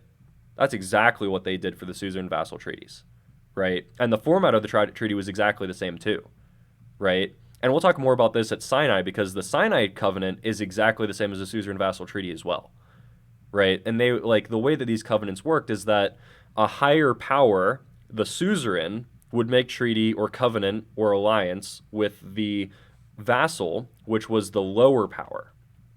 And the suzerain would open up by saying, I am King so-and-so, and I did this for you, and these are the stipulations of our covenant, and so on and so forth. And that's exactly what happens at Sinai, and it's the exact thing that happens with Abraham, right? So in Abraham's covenant, we talked about in Genesis, God comes to Abraham and he says, I am the Lord God who brought you out of your hometown and brought you to the land that you currently reside in. And these are the stipulations of our covenant. Now cut the animal in half, put it on the sides, and walk through it. And then the vassal walks through it, and then the suzerain walks through it, and then the covenant's made, in blood. So that's to say, God kind of speaks to his people in terms that they understand, right? Because who are we to understand the ways of God? We're humans, right? So God comes to us in terms that we understand, not on terms that he understands, because we can't understand his terms. He comes to us in terms that we understand. So potentially this is a cultural thing. You know, that's one possibility. Potentially this is something that maybe the Egyptians practiced. Maybe the Egyptians practiced whenever they went to go worship their gods, they took off their sandals. And Moses would have been familiar with that because he was raised in Pharaoh's household. So potentially God is speaking to Moses and immediately telling him, listen, I am holy and I'm divine, and you will take off your sandals before me. And Moses would immediately recognize from that statement, oh, this is like a divine figure. I need to be in reverence before him, right? Maybe that's why this is said. That's one possibility. Hey, Logan. What's up? Sorry to interrupt you here, but there's a guy on YouTube called Blue Jay. He literally just did a video on ancient Egyptian mythology and stuff. Really? Would you want to link that into Discord, actually? And I'm like, no, not really. I don't really want to do that. Okay. And I learned, and if what he was saying was true about their religion, yeah, their religion was not family friendly. Oh no, it was not very family friendly at all. Yeah. Yeah. I'm not gonna link it in the I'll send it to you, but I'm not linking it in the Discord. Okay, that's fair. That's very fair. Okay. But yeah. Oh wait, Lena. I missed what you said. I somehow crossed off my tab by. Okay. Which part did you miss? We could catch you up. But I guess that's one possibility in my mind, right? One possibility of why this is stated, because like I said, this isn't really stated a lot of other places in the Old Testament. This is one of the few places I can come to mind with. So potentially, this is said because God's meeting Moses on terms he understands from a Pharaoh Egyptian worship site. Or potentially this is said here to emphasize the importance of Sinai, right? Because Sinai was a very holy site, right? It's called the Mountain of God. This is where God gave the 10 Commandments and the law to Moses. And, you know, the Israelites had a very, very, very high emphasis on the law. So maybe so one possibility is that this is because God is meeting Moses on terms he understands from an Egyptian way of worship. Or maybe second of all, this is written here because God is trying to emphasize the importance of Sinai as a holy site. I'm not sure. One of the two, I would say. Like you said about something about worshiping at a site or something. I'm so confused. Oh, yeah. So I'm doing a world religions class right now for seminary. So in that class, we're learning about many of the major world religions, right? So we did traditional Native American and African religion first. Then we did Hinduism, we did Buddhism, we did Sikhism. There's a couple other smaller ones we did that I'm not remembering right now. And then we did Judaism, and now we're doing our section on Islam. And part of the class for an assignment is that we have to visit a worship site of another religion, and we have to observe how people of another religion worship and write a paper about it. And we have to essentially see, like, how well does their worship line up with what we learned in class? How did it strike us from a Christian perspective? Stuff like that. And I was relating that to this because I went to a Hindu temple for my assignment, and part of their worship is that they had to take their shoes off when they entered the temple. And I was saying that that's not an uncommon thing among a lot of religions, you know, because God's telling Moses to take off his sandals because it's a holy site. But Hindus do that, Buddhists do that, a lot of other Indian religions do that. I said I think that Muslims do that. I'm not entirely sure about that one, but I believe that they do. But that's just to say that taking off sandals at a holy site is not an uncommon thing religiously speaking. But we as Christians don't do that, so it seems a little bit foreign to us. So that's why I'm saying perhaps maybe this is how the Egyptians worshipped as well. And maybe Moses understood that you take off your sandals when you approach a divine figure, and maybe that's why God is saying this to him. Essentially, that was the segue. But like I said, I think it's one of those two possibilities. I think that God's telling him to remove his sandals either because that's how Moses understands holy sites, or perhaps because God's trying to emphasize the importance of Sinai. Because, we don't really hear this sentiment of removing sandals much else in the Old Testament. So anyways, that's a whole thing. But so God says further to Moses, I am the God of your father, the God of Abraham, the God of Isaac, and the God of Jacob. And Moses hid his face because he was afraid to look at God. This is really interesting, right? So we're going back to Abraham, Isaac, and Jacob, which was all of Genesis, right? We just got done with our Bible study on Genesis, and most of the book of Genesis is dedicated to the lives of Abraham, Isaac, and Jacob and their families. And God is now attributing himself as the God of these forefathers, right? And this goes back to God meeting his people in a way that they understand, right? Because that's another thing that's pretty foreign to us today. But back then, people understood gods as relating to a specific person, right? So a term that they would use a lot back then in ancient Near Eastern culture is household gods, which I believe is actually mentioned in Genesis. Whenever Jacob leaves Laban's household and takes his wives with him, I believe it uses the terminology that Rachel took the household idols with her, right? And that's because they understood back in the ancient Near East that a god is attributed to a specific person, right? So whenever people would ask you, what god do you worship, they wouldn't say blah, blah, blah, XYZ. Like, this is the name of my God, this is the name of my God, this is the name of my God. They would say, I worship the God of X, the God of this person, the God of my father, the God of this person, right? That's how they would have referred to gods back then in the ancient Near East, right? So this is God referring to himself and claiming who he is, right? So he's not just saying, I am God, because what does that say to Moses, right? Like, well, whose God are you would have probably been the follow-up question. Right, because if he just said, I am God, Moses would have been like, God of who? So then God clarifies, I am the God of Abraham, Isaac, and Jacob. That's whose God I am, right? Because you have to remember, the Israelites were not strictly monotheistic yet. They were, what's the term they used? Monotheistic? It's somewhere in between polytheistic and monotheistic, and I don't remember the term. But it wasn't until a later date that the Israelites were actually specifically monotheistic. I think the word you're looking for, Logan, is henotheistic. Yeah, I think that's it. It's you worship one god, but you believe there's many gods out. Yeah. So like, exactly, right? So the Israelites, they would have recognized that, there's other gods that exist, but our God is the ultimate God and the only God that we will worship. Actually, I think I said that wrong. Henotheistic is you have a god or set of gods, but they're not the only gods. Yeah. Like, yeah.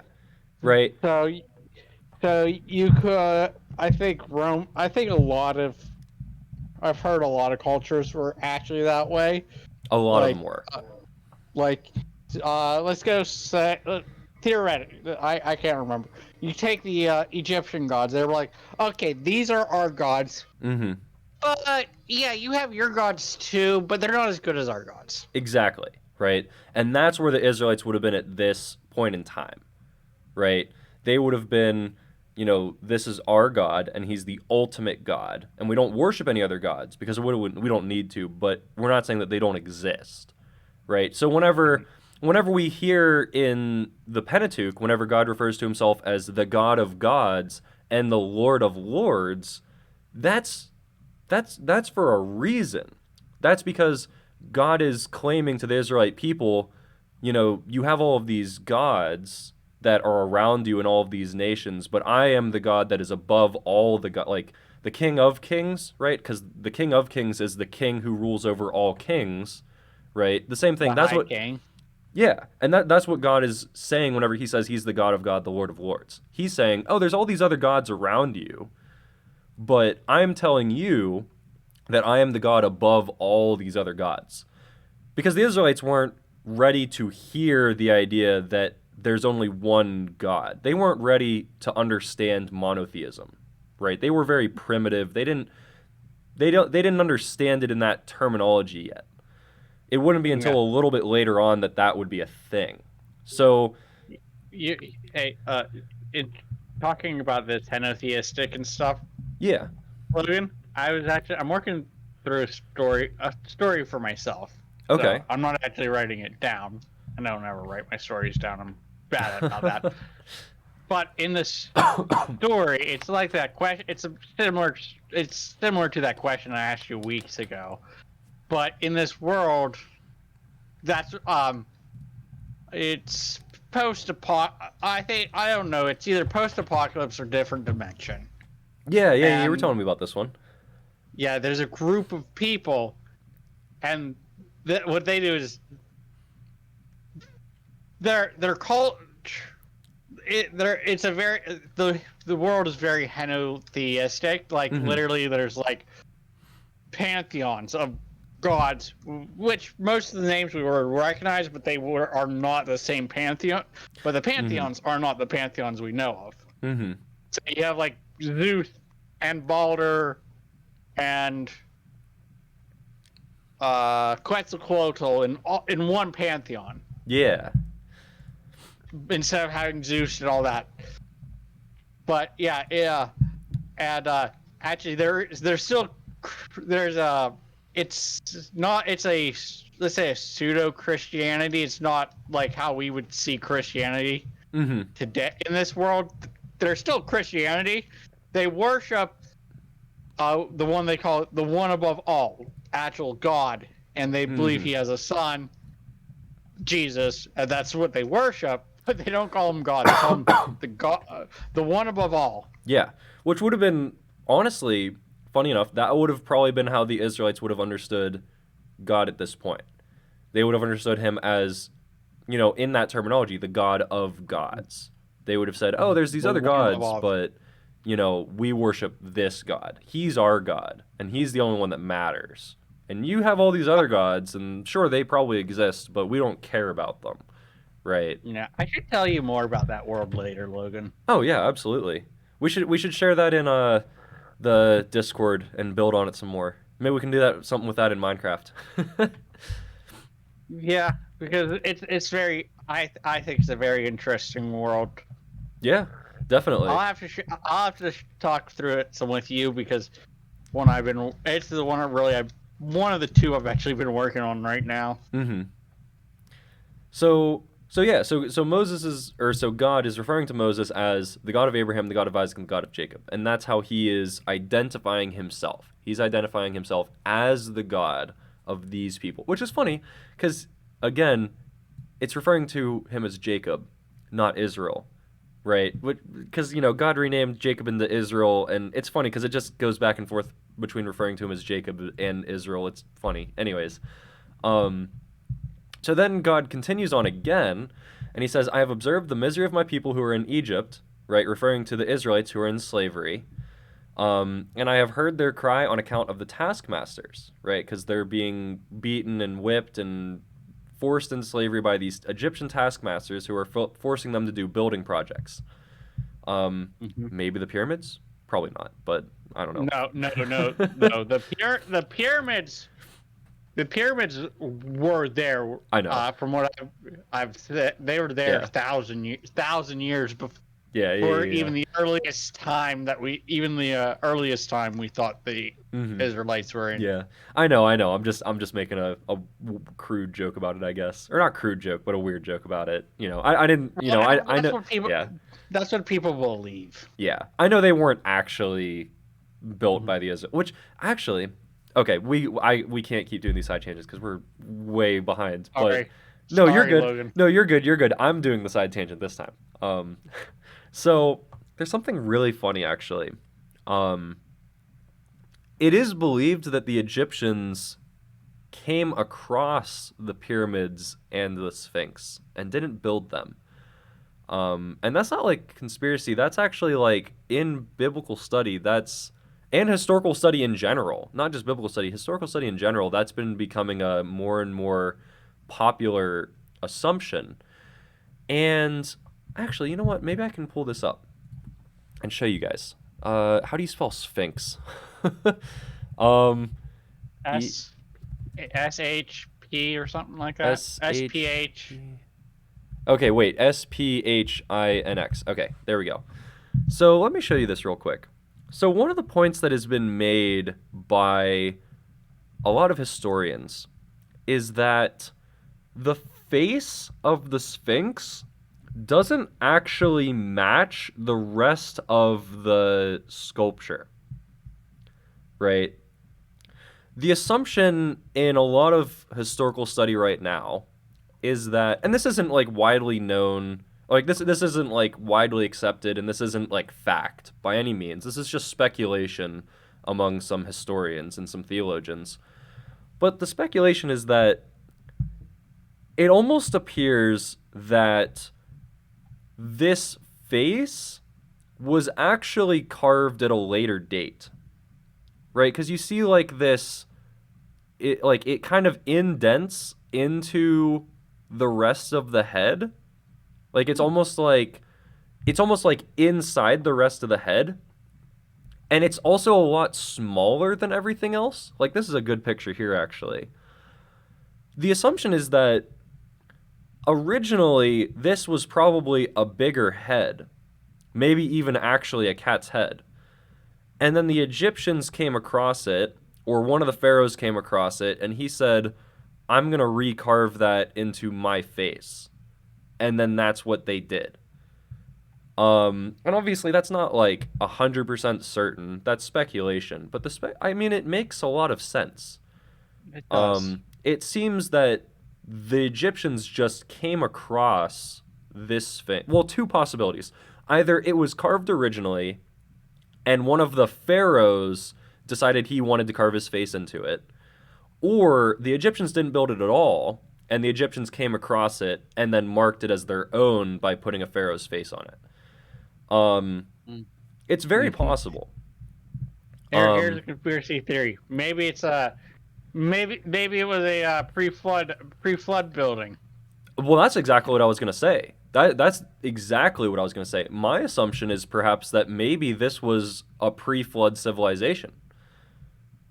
Perhaps it was a pre-flood civilization that built the pyramids and the Sphinx, and then the Egyptians came across it and claimed it as their own because, and obviously this is wild speculation. This is not fact by any means. This is wild speculation on my part. But since historians tend to date the pyramids and the Sphinx back to very, very, very late, a time that the Egyptians of the Bible and of the pharaohs, like the pharaohs weren't even in existence, right? And because the pharaohs weren't in existence until Ramses II, it was either Ramses II or Merneptah. One of the two put the name pharaoh in place. They were all referred to as kings before then, right? So this is before the pharaohs. This is before a lot of Egyptian history as we know it. So perhaps this was a pre-flood civilization that built these, and then the Egyptians came across it and claimed it, and that's why they date back to so freaking long ago. That's wild speculation, but... I think we actually have a historical reference to when the pyramids were built, at least. Well, so what year have you heard? I've always heard the pyramids were about 4,000 years old. So oh yeah, that's very possible. I mean, that's 2,000 years after Abraham, or 2,000 years before Abraham. I mean, sorry, 2,000 years before Abraham. No, I thought they were 2,000 years before Christ. So that would 4,000 years ago. I don't know. I think I've heard they were... I thought you were saying 4,000 BC. You're saying 4,000 years ago from today. Yeah. Okay, yeah, 4,000 years. What that would have been about Abraham's time. 2000, yeah. So that would have been still well before the. So if it was 4,000 years ago, that's post-flood. Yeah, but if it's 4,000 years ago, that's post-flood, pre-Abraham. Yeah, I don't know about the Sphinx. The Sphinx, I think the Sphinx is supposed to be older, but I don't know about the Sphinx. Okay, yeah, if it's 4,000 years ago, 2000 BC, that's pre-Abraham, right. Post-flood. I'm gonna look it up. When were the pyramids built? Yeah, no, absolutely. They did like covering over each other's work to claim. Yeah, exactly. Like, so that's exactly a point. Like ancient cultures liked to claim things of others' cultures and claim it as their own. That's very silly. I mean, yeah, it's silly. I mean, like I said, it's wild speculation on my part, and wild speculation often is silly. But Okay. I don't know. It's just fun to talk about, I guess. Okay, so Would that really last that long? And with the flood, well, I mean, it's lasted 4,000 years. Logan, and the flood wouldn't have been that much more before that, because Abraham was 2000 BC. Okay, Logan. And if it was built, yeah. 1 second. I'm National Geographic says they were constructed 4,500 years ago. 4,500. So, yeah. I mean, that's pretty far before Abraham. Yeah. That's well before Abraham. That's for sure. I don't know about pre-flood. Like no, it's not pre-flood. It's 2,500 years before Christ. Yeah. Okay. I see. I don't know, and I'm gonna look up. Ooh, here's a wild thought. Honestly, maybe even more probable. What if the pyramids were the Tower of Babel attempt? Because that was post-flood. Tower of Babel was a post-flood thing. And we don't know the civilization that built the pyramids if it wasn't the Egyptians. So what if the pyramids were the attempt to build to heaven, and then God confused the languages and the people dispersed, and that's why we don't know who built the pyramids? That's also wild speculation, but I don't know. Interesting thought, at least. That's why we're here. We're here to have fun. Put out some wild theories. Okay. Pharaoh be tripping trying to put his goofy little head on that cat body. I mean, I agree. Okay, so. Oh, thank you. I need that. So it's saying that the Sphinx was built around 2,550 BC. So like a little bit before the pyramids, probably. A little bit before the pyramids. They said. Frankly, I thought the Sphinx was like 1,000 years before. I was thinking the Sphinx was about 1,000 years before the pyramid, but apparently I was wrong. Well, I mean, hey, it's still before it. And I don't know. Maybe, I mean, I don't know.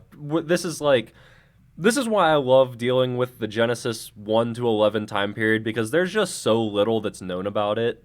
Like, once you get up to Egyptian history around like 1500 BC, history starts to become a little bit more concrete, because that's whenever we have writing. Like, writing was invented during that time period. Hieroglyphics and language and history and stuff like that. So after like 2000, 1500, things get more concrete. But like everything before that, we don't know dates or time or civilizations or culture or anything. That's why I find Genesis 1 to 11 so interesting, because everything before Abraham, we just have like no idea.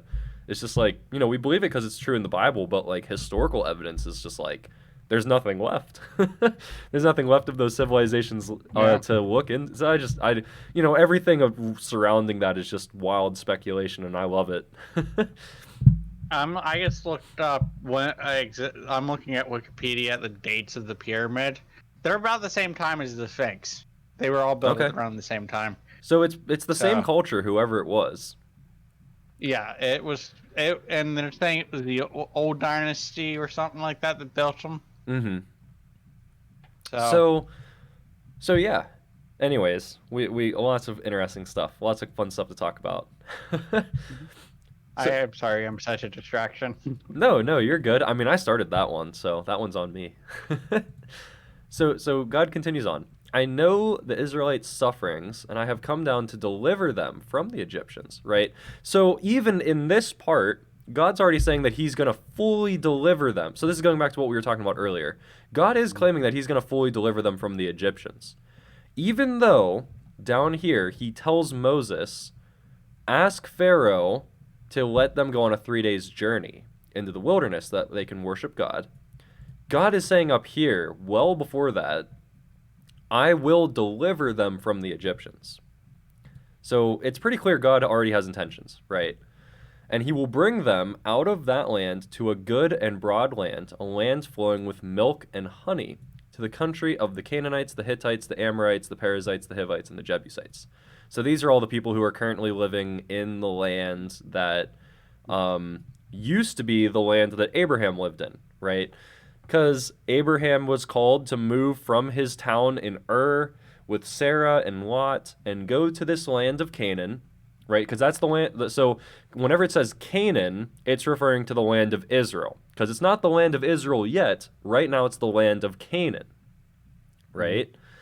And God calls Abraham to go to the land of Canaan because he says, I will give you that land and to your ancestors that you will become a great and mighty nation.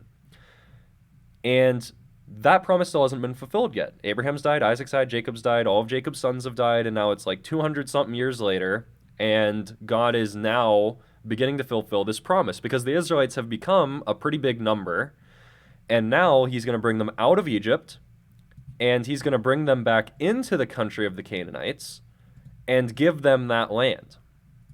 So, this is God coming back to the promise of Abraham. This is God coming back to the promise to Abraham. Sorry. And he's going to bring them back out to the land of Canaan, where all of these current people reside. The cry of the Israelites has now come to me, and I have also seen how the Egyptians oppressed them. So come, I will send you, Moses, to Pharaoh, to my people, the Israelites, to get them out of Egypt. Moses says to God, who am I that I should go to Pharaoh and bring the Israelites out of Egypt? God says, I will be with you, and this shall be a sign for you, that it is I who sent you. When you have brought the people out of Egypt, you shall worship God on this mountain. So it's so interesting. There's a lot of like back and forth here, because a lot of this is foreshadowing to what will happen at Mount Sinai when God delivers his people, the Israelites, right?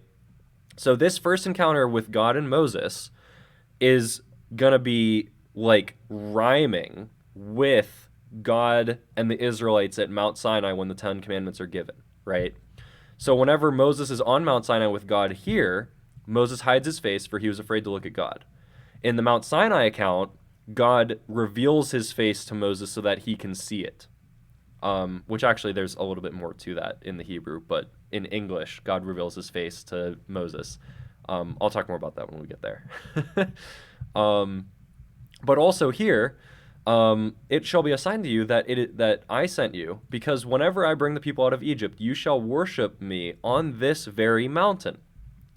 Right? So they're coming back to the same place that God originally met Moses. The same place that God originally met Moses is the place where the Israelites will come back to whenever God first frees them from Egypt. Wild.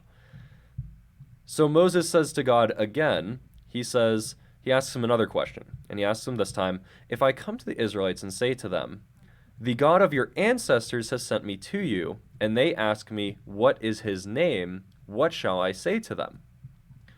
Right? Because this is getting into a newer time period, right? Because like I said, in the ancient Near East, people referred to gods as like household gods. They referred to them as like the god of this person, right? And that's why God is referring to himself as the God of Abraham, Isaac, and Jacob, because that's how people would have understood him.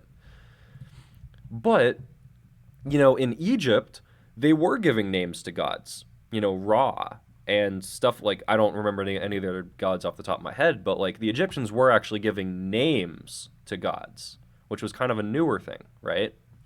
So Moses grew up in Egypt with Pharaoh and knew about this. And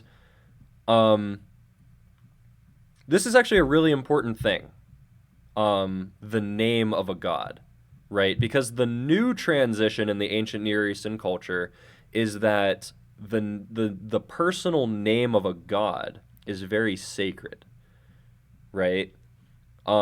Is how they would have seen it, right? So if your God reveals his personal name to you, then you're very special, because normally that God will only be referred to as, the God of this person, right? So if you actually know the personal name of the God, you're special, right? There's something special about you because that God has revealed his personal name to you, and that's not something that happens, right? In the same way that you would refer to Pharaoh as Pharaoh, you don't refer to Pharaoh by his personal name. Only his friends do that. You refer to Pharaoh as Pharaoh because that's his title.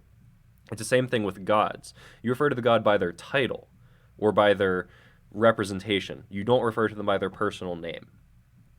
Right? We still do that today. I mean, we do still do that today. Because we don't actually know how to we do not know the true name of God. We have close names like Yahweh and Jehovah and God. Mm-hmm.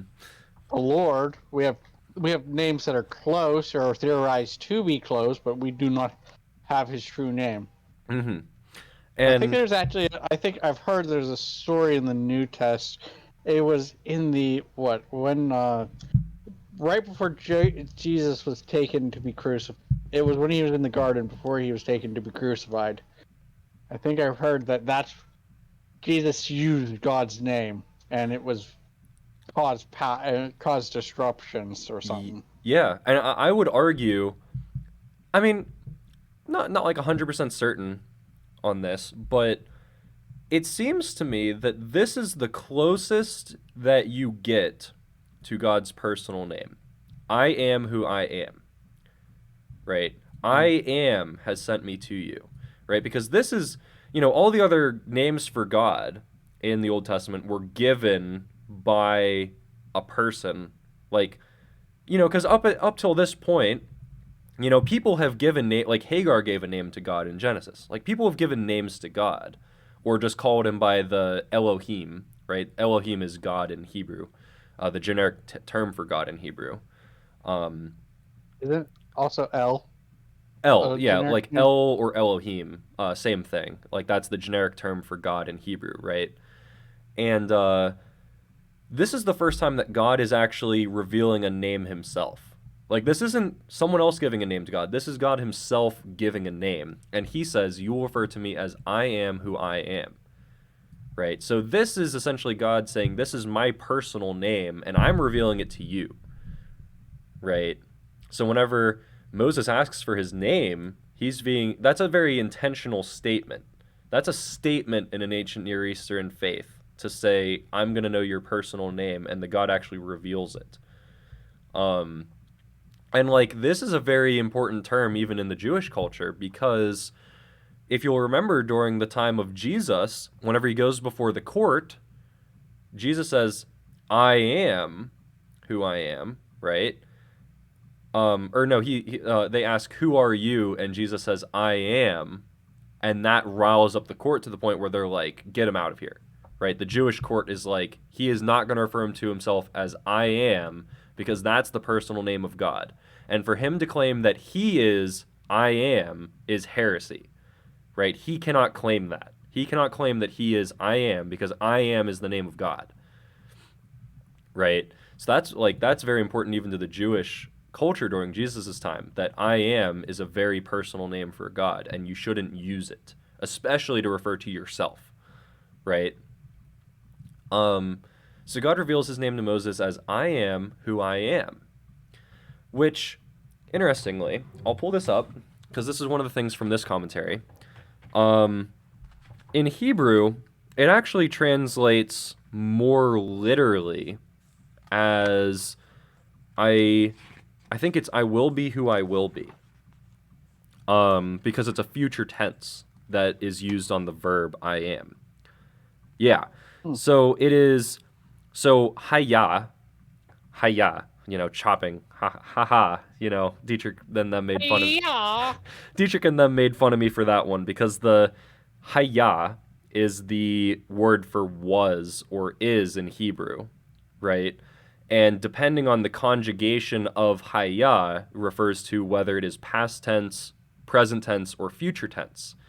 And in this, so how you would say, so I am who I am, how you would say this statement in Hebrew is haya asher haya. And asher is essentially the term for that or which or who, right? It's the same word for all three, right? Who, that, which is all asher. And then whenever it's saying I am, it says haya. And haya is a future tense, right? So more literally, it is almost I will be who I will be, or I will be that I will be, which is really interesting. I mean, obviously there's some leeway on that, which is why we translate it I am who I am, because in Hebrew there's a lot of leeway on stuff like that. But that's to say you could translate it as I am who I am, or you could translate it as I will be who I will be, which is really interesting statement. So like further here, whenever it says I am has sent me to you, it's kind of I will be has sent me to you. Just kind of an interesting thing to note. So God reveals his name as I am who I am, or another translation, I will be who I will be. And God says further, thus you shall say to the Israelites, I am has sent me to you. Right? I am as a proper title. I am has sent me to you. God also said to Moses, thus you shall say to the Israelites, the Lord, the God of your ancestors, the God of Abraham, the God of Isaac, and the God of Jacob has sent me to you. Right? Because God is referring to himself, and like as it says here, this is my name forever, and this is my title for all generations. That's what it says here. This is my name forever, and this is my title to all generations, right? My name forever is I am who I am, and my title for all generations is the God of Isaac, or the God of Abraham, the God of Isaac, and the God of Jacob. So, yeah, that's what God's claiming here. This is my name forever, and this is my title for all generations. Oh my gosh, is the camera acting up again? Hang on. Good to me, but that's just me. Actually, it's backed up. Hang on. Is it back to normal now? Gosh, I'm sorry. The camera was acting so well for so many weeks there. I don't know why it's being weird again. Oh well, I'm sorry about that. I wish I could figure out what the problem is, but I'm not sure what it is. I've looked at it a ton of times. I just don't know what it is.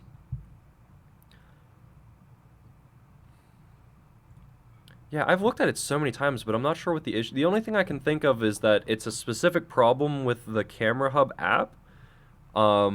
Is the only thing I can think of, because as I look at the programs, it's not anything with Streamlabs. It's specifically the program Camera Hub itself that seems to be having a problem, and I haven't been able to determine what it is. But I'm sorry. I wish it wasn't doing that, but oh well. Nothing I can really do about it right now. So God continues. He keeps going. Go and assemble the elders of Israel and say to them, the Lord, the God of your ancestors, the God of Abraham, of Isaac, and of Jacob, has appeared to me, saying, I have given heed to you and to what has been done to you in Egypt. I declare that I will bring you up out of the misery of Egypt to the land of the Canaanites, the Hittites, the Amorites, the Perizzites, the Hivites, and the Jebusites, a land flowing with milk and honey. So it's essentially just repeating what was said up here. Right? God was saying to Moses up here what was going to happen, and now God is giving a specific message to Moses to give to the Israelite people. So he's essentially just repeating what was already said. The elders of Israel will listen to your voice, the Israelites will listen to you And the elders of Israel will go to the kings of Egypt and say to him, the Lord, the God of the Hebrews, has met with us, and let us go now on a 3-day journey into the wilderness that we may sacrifice to the Lord our God. God clarifies by saying, I know that the king of Egypt will not actually let you do this unless compelled. So I will stretch out my hand and strike Egypt. And it says wonders here, but this is referring to the 10 plagues. So I will stretch out my hands and strike Egypt with my plagues that I will perform in it. After that, he will let you go.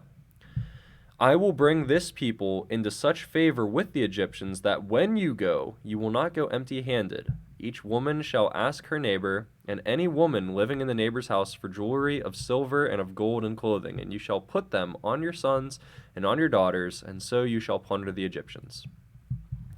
And that's how this chapter ends. This chapter ends with the claim that you will approach Pharaoh and say this. He will not allow you to do it, but I will strike them with plagues. And after you leave, after he finally lets you go, you will plunder the Egyptians, and they will give you stuff. And this is going to continue into next week. We're not getting into chapter 4 yet, but this conversation continues, right? So just real quick for a hint, at the beginning of chapter 4, then Moses answered, but suppose they do not believe me or listen to me, but say the Lord did not appear to you, right? So the conversation is going to continue here in chapter 4. It's not over yet. It's going to go for a little while here, and then it's not going to be until halfway through chapter 4 that Moses is actually going to, like, this story is going to continue outside of the conversation with him and God. But yeah, it's a cool thing. Very cool chapter. There's a lot going on here, and there's a lot in these commentaries actually that I want to read. And I don't know if we're going to be able to go through all of it, but I do want to. There's a longer section in this commentary that I did want to read. So if you don't know, this commentary is called The Word on Fire, and it's a commentary that I have really, really, really enjoyed reading. It's just a fantastic commentary. So if you want to see it, it's called The Word on Fire, and this is the Pentateuch volume. So Genesis, Exodus, Leviticus, Numbers, and Deuteronomy. It's just the commentary on the first 5 books, and it's like as thick as my Bible. So it's a dense commentary. But I really like this one. Essentially, it's bringing in voices from around the globe. So like for Exodus chapter 3, for instance, the commentary consists of a comment from Clement of Alexandria from 150 to 250 AD. There is an essay by Michael Stevens regarding the unknown iconographer, which is an art piece of Moses at the burning bush, and it's a painting, and essentially it is a discussion about the painting and what it means. There's another comment from Aphrahate. There's a comment from St. Thomas Aquinas, the philosopher, on this passage. And it just keeps going on and on and on. There's so many just amazing, beautiful things that this has to talk about. There's going to be a comment from Origen next week that I'm going to read about. But anyways, there's a longer section from Bishop Barron that I want to read for all of us. So I want to cite where I'm getting this from. I'm reading it from this commentary from Bishop Barron. And it goes, a passage that has proved pivotal in the spiritual and theological traditions of Christianity is Exodus 3, the account of Moses and the burning bush. Practically every detail of this narrative is charged with symbolic significance. We hear that Moses, the erstwhile prince of Egypt, is now far from the courts of Pharaoh, keeping the flock for his father-in-law Jethro on the slopes of Mount Horeb, which rises up from the Sinai wilderness. In every spiritual tradition in the world, we can find the theme that the one who would have an experience of God must first be chastened and humbled. A self-regarding ego will never see God. Thus, the impetuous and prideful Moses had to spend years in the poverty of the desert before he was ready for his vision and mission. While tending his flock, Moses spies a great sight, a bush on fire but not consumed. Retaining still some of his self-assertiveness, Sorry, gosh, I can't read today. Moses says to himself, I must turn aside and look at this great sight and see why the bush is not burned up. Striding toward the strange phenomenon, Moses hears a voice. Come no closer. Remove the sandals from your feet, for the place on which you are standing is holy ground. The true God can never be grasped, controlled, ordered by the mind, or placed in neat categories. Rather, he does the controlling himself. I have always savored the instruction given to Moses to take off his shoes. When one is shod, one can walk easily and confidently where one wants. Removing one's shoes makes a person vulnerable and receptive, which is the only proper attitude while in the presence of God. The voice from the burning bush then identifies himself. I am the God of your father, the God of Abraham, the God of Isaac, and the God of Jacob. Moses realizes he is not dealing with some impersonal absolute, but someone. Moreover, the God of the bush says that he has witnessed the suffering of the Hebrew people who have been enslaved in Egypt, and accordingly he has a mission for Moses. Come, I will send you to Pharaoh and bring my people, the Israelites, out of Egypt. Now the visionary understands that he is dealing with a God of intelligence, will, and compassion. After he accepts this charge, admittedly with some reluctance, Moses makes bold to ask of God's name. If I come to the Israelites and say to them, the God of your ancestors has sent me to you, and they ask me, what is his name? What shall I say to them? Though it sounds innocent enough, this line of inquiry puts Moses in a very precarious spiritual space. Especially in an ancient context, to know a person's name was to establish a kind of mastery over her or him. Therefore, to pose such a question is akin to Adam and Eve's grasp at divinity in the Garden of Eden. God's answer, given in Exodus 3:14, is a locus classicus of Jewish and Christian theology. I am who I am. Thus you shall say to the Israelites, I am has sent me to you. In one sense, this famously cryptic response, in other translations, he who is no more than a tautology, perhaps a not so subtle way of saying, stop asking me such stupid questions. But the mainstream of the theological tradition has interpreted it as a strangely accurate description of God. It could be argued that Moses was asking a rather reasonable question, namely, which God are you? In his cultural context, there were gods of the mountain, of the sea, of particular places, and of particular people.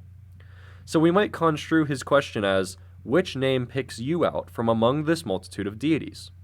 But the answer that God gives does not correspond to this expectation, for he does not say that I am this deity. Rather than that, he says, simply enough, I am who I am. In a word, his manner of being is not specified, delimited, or categorized. Thomas Aquinas took this divine self-designation as the biblical warrant for talking about the coincidence of essence, what something is, with existence itself, that by which something is. Whereas in every culture there is a real distinction between essence and existence, for every creature exists in a particular way or according to a definite mode. But God, there is no such distinction. I am a human being. The keyboard in which I'm typing is an existent in a very different manner.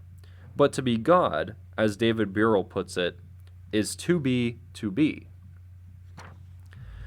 I fully realize that this can seem to be mere theological hair-splitting, but in fact this clarification is of great importance. One of the clearest marks of finite worldly natures is that they exist in a mutually exclusive manner. To be a whale is not to be a tiger. To be a car is not to be a horse. To be the planet Jupiter is not to be a toaster, etc. Precisely as defined, finite things stand over and against one another. But I am cannot be defined. He is not a being among many, not the highest instance of the genus of existing things. And it is the qualitative difference of God that enables him to exist non-competitively among his creatures. The antelope could become a lion only by being devoured, by ceasing to be an antelope itself. A tree can become a pile of ash only by being burned up, by surrendering its unique manner of being. But the one who is can come close to his creatures in such a way that they are not destroyed or compromised. Contrast this with stories in classical mythology of gods and goddesses coming close to human beings with disastrous results. The best known narrative of this type is the myth of Semele, a young woman who served as a priestess in the temple of Zeus. One day, while bathing in the river after performing a sacrifice to the father of the gods, Semele was spied by Zeus, who had assumed the form of an eagle and was circling overhead. Smitten, Zeus descended to earth in human form and began an affair with his priestess. In time, Zeus's wife Hera found out, and in jealousy planted seeds of doubt concerning Zeus's divinity in the mind of Semele. Eager to verify her lover's identity, Semele asked Zeus to reveal his deity to her.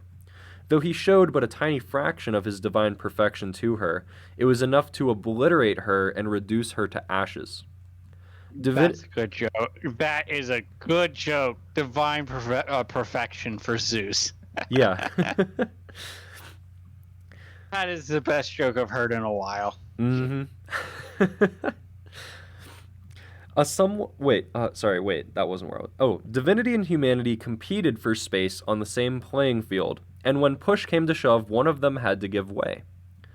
A somewhat less dramatic example of the same theme is the myth of Prometheus. Stealing the fire, which was the unique preserve of the gods, Prometheus aroused the wrath of Zeus and suffered the grim fate of having his liver chewed out and eaten daily by an eagle. In the desperate zero-sum game of classical mythology, human flourishing is an affront to the gods and must be punished. And then there is the Bible. Let us return to the great image of the burning bush.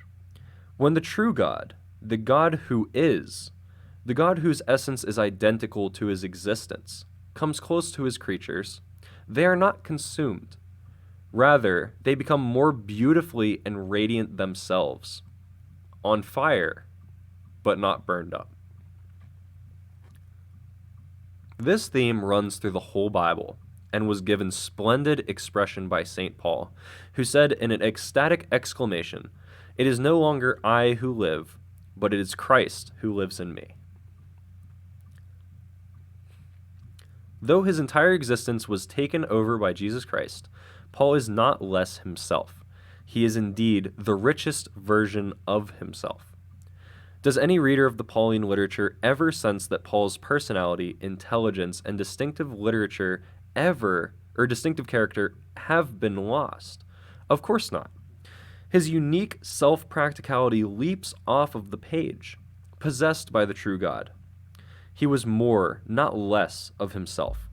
He was on fire, but not destroyed. The competitive God who haunts the mind of modern people has nothing to do with the God of the Bible. There is no need for a voluntaristic assertion of human will against the voluntarist God, for that deity is a boogeyman, a fantasy.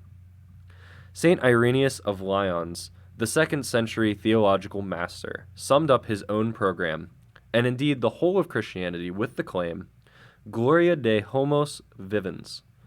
In English, the glory of God is a human being fully alive. That is the manner of expression of someone who knows the God of the burning bush. So, there's more that I could read. Like I said, there is endless numbers of commentary on this chapter. There is a crazy amount of theology in this chapter and symbolism, and there is so much commentary in this commentary that I just read from, and there's so much commentary from Matthew Henry and so many other places that I could be reading from. But honestly, I don't know if I want to read anything else.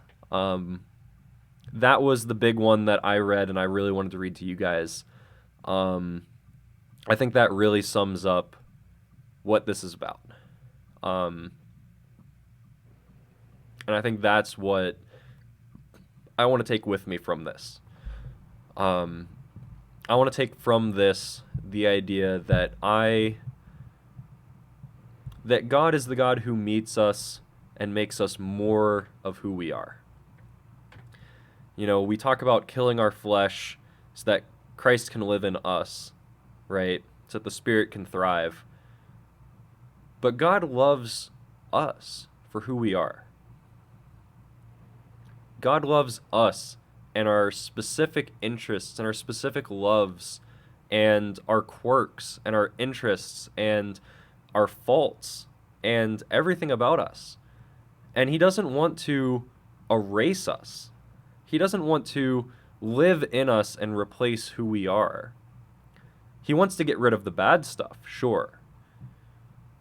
But he doesn't hate us. He just hates the bad parts, the sin. So we kill the flesh, we kill the sin so that Christ can live through us. But Christ is not replacing us. Whenever we work with God, we're partnering with him. Right? The Pentecostals understand this very well. The charismatic traditions understand this very well. God is not puppeting you. You are not God's puppet in this world. You are partnering with God. God doesn't need you to do anything. God doesn't need me to do anything. God can do anything he wants. If God wanted to save a person's soul and speak to them in a unique way, he can come out of the clouds and talk to somebody any day of the week. But God loves us. God wants to partner with us in doing his work on this planet, because he has gifted us with amazing things, and he knows that we enjoy doing them. And he wants to partner with us in the things that we do to further his kingdom on this planet. That musician that has an amazing talent for playing the guitar, God wants to partner with them and have them use their skill and their love for music and use it for him. God wants to use the guy who loves people and will go out of his way to, give his money to anybody else or his time to anybody else. And he wants to use that for him, not so the person can selfishly make money on their own. God can do any of this stuff by himself. But God chooses to partner with you and me to do his work. And he does that because he loves us. I mean, think of it. Maybe some of you have children. I don't have a kid. But if you have a kid, right? Think of doing something with your kid. I bet you could probably sweep the floor by yourself. Heck, it would probably be more efficient if you swept the floor by yourself. But if your kid comes in the room and says, I want to help you, why not let them?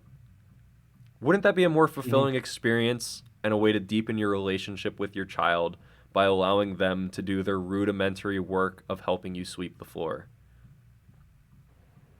And that goes for anything as a parent. That's what God wants to do. He knows that he can do anything he wants. He knows that he can do anything better than we could, but he loves us and he wants to deepen his relationship with us, and so he chooses to partner with us in doing his work in the world. That's what he's chosen to do because he loves us and he wants to deepen a relationship with us. And in the same way that God is able to manifest himself as a fire in a burning bush that radiates the bush and makes it a greater sight than it was on its own, he does not consume the bush. God does not consume you. God makes you better. He makes you more radiant. He makes you a light to the world. And I think that's something we should always keep in mind. That we are deepening our relationship with God, that we are partnering with God in his mission to the world. The mission to spread the good news of the gospel message to Judea, Samaria, and all the ends of the earth. Gosh, wait, what's the other one? Jerusalem, Judea, Samaria, and to the ends of the earth. Sorry. That's what he wants, and he's decided to partner with us in it.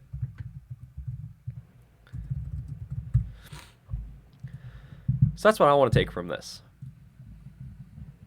I don't know if you guys have anything else, This is typically the time where we come up with an application piece. Oh gosh. Morning, ladies and gentlemen, boys and girls, kings and queens. Yo. Yeah, Liquid. Thank you so much, man. I appreciate the follow, man. I'm glad that you've been enjoying this. Hopefully, we've blessed your night. You've blessed my night by doing that. So, should I call you Liquid or should I call you something else? It's good to see you, man. Thank you for blessing my night. But yeah. So this would be about the time that we come up with our application point for the week. We have a weekly challenge for this channel that we try to do every week. We've had the weekly challenge for the last couple weeks be to the last 2 weeks we've had our weekly challenge to read through as much of the book of Exodus as possible, because we just started our Exodus Bible study 2 weeks ago, and we're on our 3rd week now. So the first 2 weeks the challenge was to read through as much of the book of Exodus as possible, and we're continuing on. We could extend the challenge one more week to try and see how much of the book of Exodus everybody can read, or we can come up with another challenge. Like I said, as I've read this chapter over the past week, and I've read some commentaries, and I've prayed and studied over it, I have found the most important thing, for me at least, has been this idea that we partner with God and that He wants to partner with us, that He loves each of us and wants to make our lives more radiant. He doesn't want to consume us. He doesn't want to puppet us. He loves us and wants to partner with us and make us something even more spectacular than we already are, in the same way that He has done with the bush, and the same thing that He has done with Moses, right? And I don't know how to make that into a weekly challenge, but maybe we can talk about that, figure something out. You guys have any thoughts that you guys have that you want to talk about? Or I can come up with some ideas too. Oh, Liquid. Finding a Christian woman to marry in Los Angeles? Impossible. Oh gosh, I can only imagine. So Liquid, you live in California then? Also, should I call you Liquid or should I call you something else? It's good to see you, man. Yeah, I can only. I mean, gosh, I lived in New York for 4 years, and even though I went to a Christian school, the rest of New York was, man, it was something. So I can only imagine California. Not that there's not Christians in New York, and that there's not Christians in California, but I know it can be tough. Gosh, my girlfriend actually, she's in Utah, Salt Lake City right now, which, if you don't know, that's actually it's actually the first or second most populated Mormon place in the entire world. So there's not a lot of Christian. It's a big Mormon territory. So she's found it very hard to find any other Christians. So I feel it. Not that much easier in Arkansas either. Really, Arkansas? I'm curious. I didn't know that. I didn't figure Arkansas would be that bad. That's curious. I'm Steven. Well, hey, Steven, it's nice to meet you, man. Hopefully this conversation, I don't know how long you've been here for, but hopefully this conversation's been a blessing to you, man. Hi, Steve. But hey, so yeah, we've got our weekly challenge to come up with. We've got, any people have any ideas? I could also, like I said, I could also extend the weekly challenge to read more of Exodus for another week. We could maybe do something like that. I don't know, Logan. I have one for a few weeks from now when we talk about the plagues. Hey, I mean, yeah, we'll have to keep that one in mind. Yeah, It's called smear lamb's blood on top of your what is it? Your door frame. To celebrate Passover together. Yeah. I was thinking about moving to Utah, so she's saying it's hard in Utah too. Well, maybe not all of Utah. So she's specifically in Salt Lake City, Utah, and Salt Lake City is like one of the Mormon capitals. So it was one of the, oh gosh, what's the name of the guy who did Mormonism? John Brown. Yeah. That was like the city. Is one of them. That was one of the big cities that he preached out of. So there's a big Mormon city. So I don't know if the rest of Utah is fine, but I know Salt Lake City is very, very Mormon. Kind of hard when the population is so low and all the good ones are taken. Yeah. um, which I mean, it's hard in general in America. So I mean, I guess we're all Americans, at least Liquid Nate, me, Cole. So, oh, thank you, Emma. I need that. I need more. All right. Well, so we drowning you. I mean, Logan? I need the water. I don't know what's been up with my throat this week. But oh my gosh, I'm gonna have to go grab another bottle of water here in a second. So that's like one of the big things is that North America is now, I believe, statistically the second least Christian continent in the country on the globe. Africa, like I know Europe is the well, not counting Antarctica. But Europe is the least Christian continent on America by far, by very, very, very large margin. They are like less than 30% Christian at this point. North America is getting pretty low. Canada, I believe, is in the 50. I actually don't remember the exact numbers right now off the top of my head. I could be wrong about these, but if I remember right, North America in general is 50 to 60% Christian. And America is actually bringing that number up because America, I think, is 60% Christian. But even in America, the number's dropping. So every year, the Christian number in America is actually dropping. But I believe we're at 60-ish% in America right now, Christian rate. But that being said, like I said, the number's dropping. And the number one religion in America within the next decade is projected to be the religious nuns. Not N-U-N-S, N-O-N-E-S. So like agnostic/atheist. That's essentially the term that is used to refer to agnostics and atheists together. Religious nuns. Like not affiliated with religion, essentially. That's the term that they use. The not religious. Yeah, like the not religious. So the number one religion in so essentially it's like, how do you refer to not religiously affiliated people in a religious statistic? So you refer to them as religious nuns. That's how you refer to it in a sense of when you're talking about religious groups, right? You just say religious nuns, not affiliated. So in America, the number one religious group is going to be the religious nuns within the next decade, projected. That's the projected number. Yeah, the Christian rate is about 60-ish% in America and declining to the point where it's not going to be the majority anymore. But yeah, Europe is the least Christian, 30-ish%. America is like 60 to 50-ish% declining. South America, well, here's the good news. Here's the good news. Africa, South America, and Asia are all rapidly increasing. That's good. Like Africa, most of the countries in Africa are 90% Christian and climbing. Like I heard a crazy statistic. I don't know if it's true or not, but I heard it in chapel a couple weeks ago, and it was that over like 100,000 people are being baptized every day or every week. I don't remember the exact statistic. I want to say it was like 100,000 people are being baptized every week in Africa or something like that. I don't know. It's like a crazy statistic like that. Or maybe it's every month, every week. Gosh, I don't remember the exact statistic. I'm sorry. I'm butchering it. But Africa, it is like 90% and rising in most of the countries. Not all the countries, but a lot of them. Because there's still a Muslim presence in Africa too. But South America is also doing the same. I don't think it's at 90%, but it is rapidly increasing almost universally across the board. And one of the most Christian countries on the planet is South Korea, which actually, if you don't know, South Korea actually has the single biggest church on the planet right now. Single church on the planet. And as Steven just said, in China too, lots of people are being saved right now over there. If I remember correctly, China and India are actually the two single countries where the Christian rates are growing the most. Why is that? Because it's persecuted.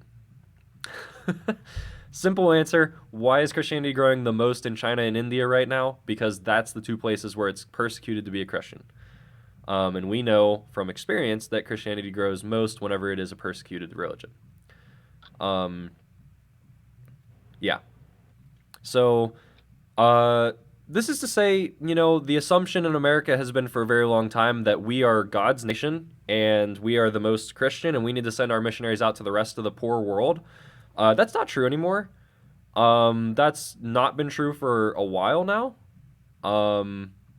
We are a very non-Christian country right now. And it's actually to the point where most other countries are sending missionaries to us because they see us as the one that needs it the most. I'm not kidding whenever I say that. A lot of countries are actually sending missionaries here to help us because they see us as the one in trouble, not themselves. And I agree. America is objectively, not subjectively, objectively one of the lesser off Christian places. Second least Christian continent. Declining rate. We need it quite a bit. And I'm going to go grab a water, talk about the weekly challenge, and talk about this. Ugh.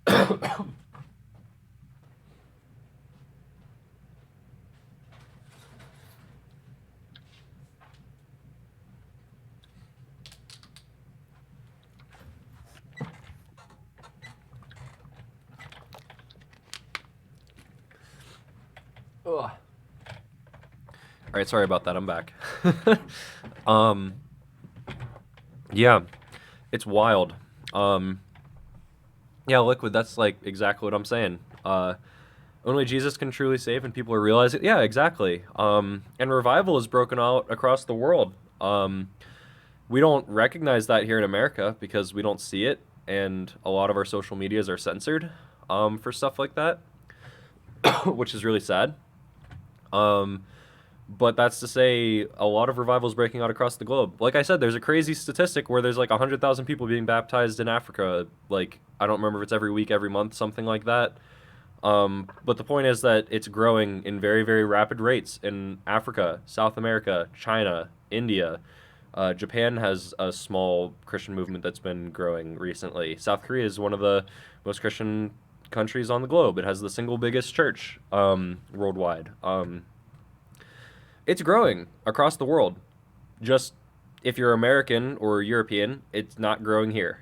It's declining here. We need a lot of help here in America and Europe. So if you need a thing to be praying about, be praying for America and be praying for Europe, because we objectively are the two places that really, well, I mean, obviously, China and India and places where the Christians are being persecuted. That's a big thing. The Christian rates may be growing in those countries, but still be praying for them because they're being persecuted and sent to jail. But also, if you're praying for Christian rates, be praying for us here in America and over there in Europe. Christian rates are declining, and we're not oppressed yet, but it's not looking good for us. Now I'm thirsty. Yeah, I'm thirsty too. But yeah, yeah, I guess let me put up a poll real quick. I'm going to put up a poll for the weekly challenge. Weekly challenge. Read Exodus or something about partnering. I can't type all that. Partnering with God? Question mark. All right, so we're going to start the poll. 2-minute poll. Vote on the weekly challenge. Vote whether you want the weekly challenge this week to extend the reading of Exodus, or if you want it to be a specific challenge about trying to partner with God in something. Go. And if you vote for the Exodus one, we will extend the weekly challenge to... So for the last 2 weeks, the weekly challenge was read through as much of the book of Exodus as possible. Since we're starting the Exodus Bible study, if you vote for the Partnering with God weekly challenge, then we will come up with some kind of weekly challenge that has to do with specifically partnering with God and doing something in your life. Seeing people be so deceived is very sad. I see it every day. Yeah, no, absolutely. What the heck? Oh, sorry. That was odd. Oh gosh, it can't be a tie. Guys, it can't be a tie. Don't make it. Guys, there's been too many ties on polls recently on this channel. We can't have that. Just remember, if you vote for the Partnering with God one, you have to help me come up with a challenge that involves partnering with God. It can't just be me that makes it, because I don't have anything off the top of my head right now. Sometimes it's easier for me to come up with a weekly challenges, other times it's not. That's for sure. Gosh, whenever we get into the law sections of Leviticus and the counting Israelite sections of Numbers, I don't know how I'm going to come up with weekly challenges for those weeks. How many chapters is Exodus? When are we gonna get to that? Is it gonna be another? Gosh, it's 52. Well, it's 40 chapters, 40, I believe. right, so it won't be a whole year this time. I mean, it was because Genesis 50 chapters. I believe Exodus is 40. So, I mean, Genesis took 37 weeks. So I checked the folder on YouTube. We had 37 Bible studies for Genesis. So that was 37 weeks of Bible study, and I don't think that wasn't 37 weeks straight. I think it was I think there was 2 weeks we took off because I went on vacation the 1 week, and then there was something else I think the other week. So I think there was 2 weeks off. So it was like 40-ish weeks total. Yeah, and it might be about 40 weeks again this time. And I'm probably gonna have to take a week off for whenever we do the Christmas outreach project. I'm probably gonna have to take that week off because that's gonna be finals for me, and also I'm gonna have to collect all the goods that we've had donated, and sort them and get them ready to be passed out for the Christmas outreach project. Which actually I'll shout that out in a second here. Actually, I might talk about that now after I get caught up on chat. 1 second, I'll talk more about the Christmas outreach. Does that include me then? I mean, the weekly challenges include everyone. Everybody that wants to participate, Everybody that includes the weekly challenges, everybody who wants to help participate in the weekly challenges is welcome. So that's a hard thing. I can't think of something for the second one. Yeah, no, that's what I'm thinking. I mean, we could come up with something like super specific, like try to pray for somebody this week. Like that would be more along the lines of the weekly challenges we've done on this Discord channel so far. Something along the lines of something small, like go out of your way to pray for somebody who needs it this week, and do so knowing that you are partnering with God in caring for that person, or something like that. Or like give to charity knowing that God, knowing that you're partnering with God in doing so. Or maybe the weekly challenge is just, hey, pray to God tonight and ask him, how do you want me to partner with you this week in your mission to the world? And whatever answer you get, actually that's a good weekly challenge in my mind now that I'm thinking about it. Pray to God tonight and say, how do you want me to partner with you in your mission to the world this week? And then whatever answer you get, you try to do. Whether it's like give $1 to charity or pray over somebody or like whatever, Honestly, I kind of like that if you guys like that. That's a hard thing. I can't think of something. I haven't gotten all the way through the Old Testament yet. I'm in the middle of Deuteronomy, but I've read the New Testament. Oh, dude, that's awesome, man. That's awesome. So you read through the whole New Testament and you're just starting the Old Testament. Gosh, yeah, if you're in Deuteronomy, you got a ways to go.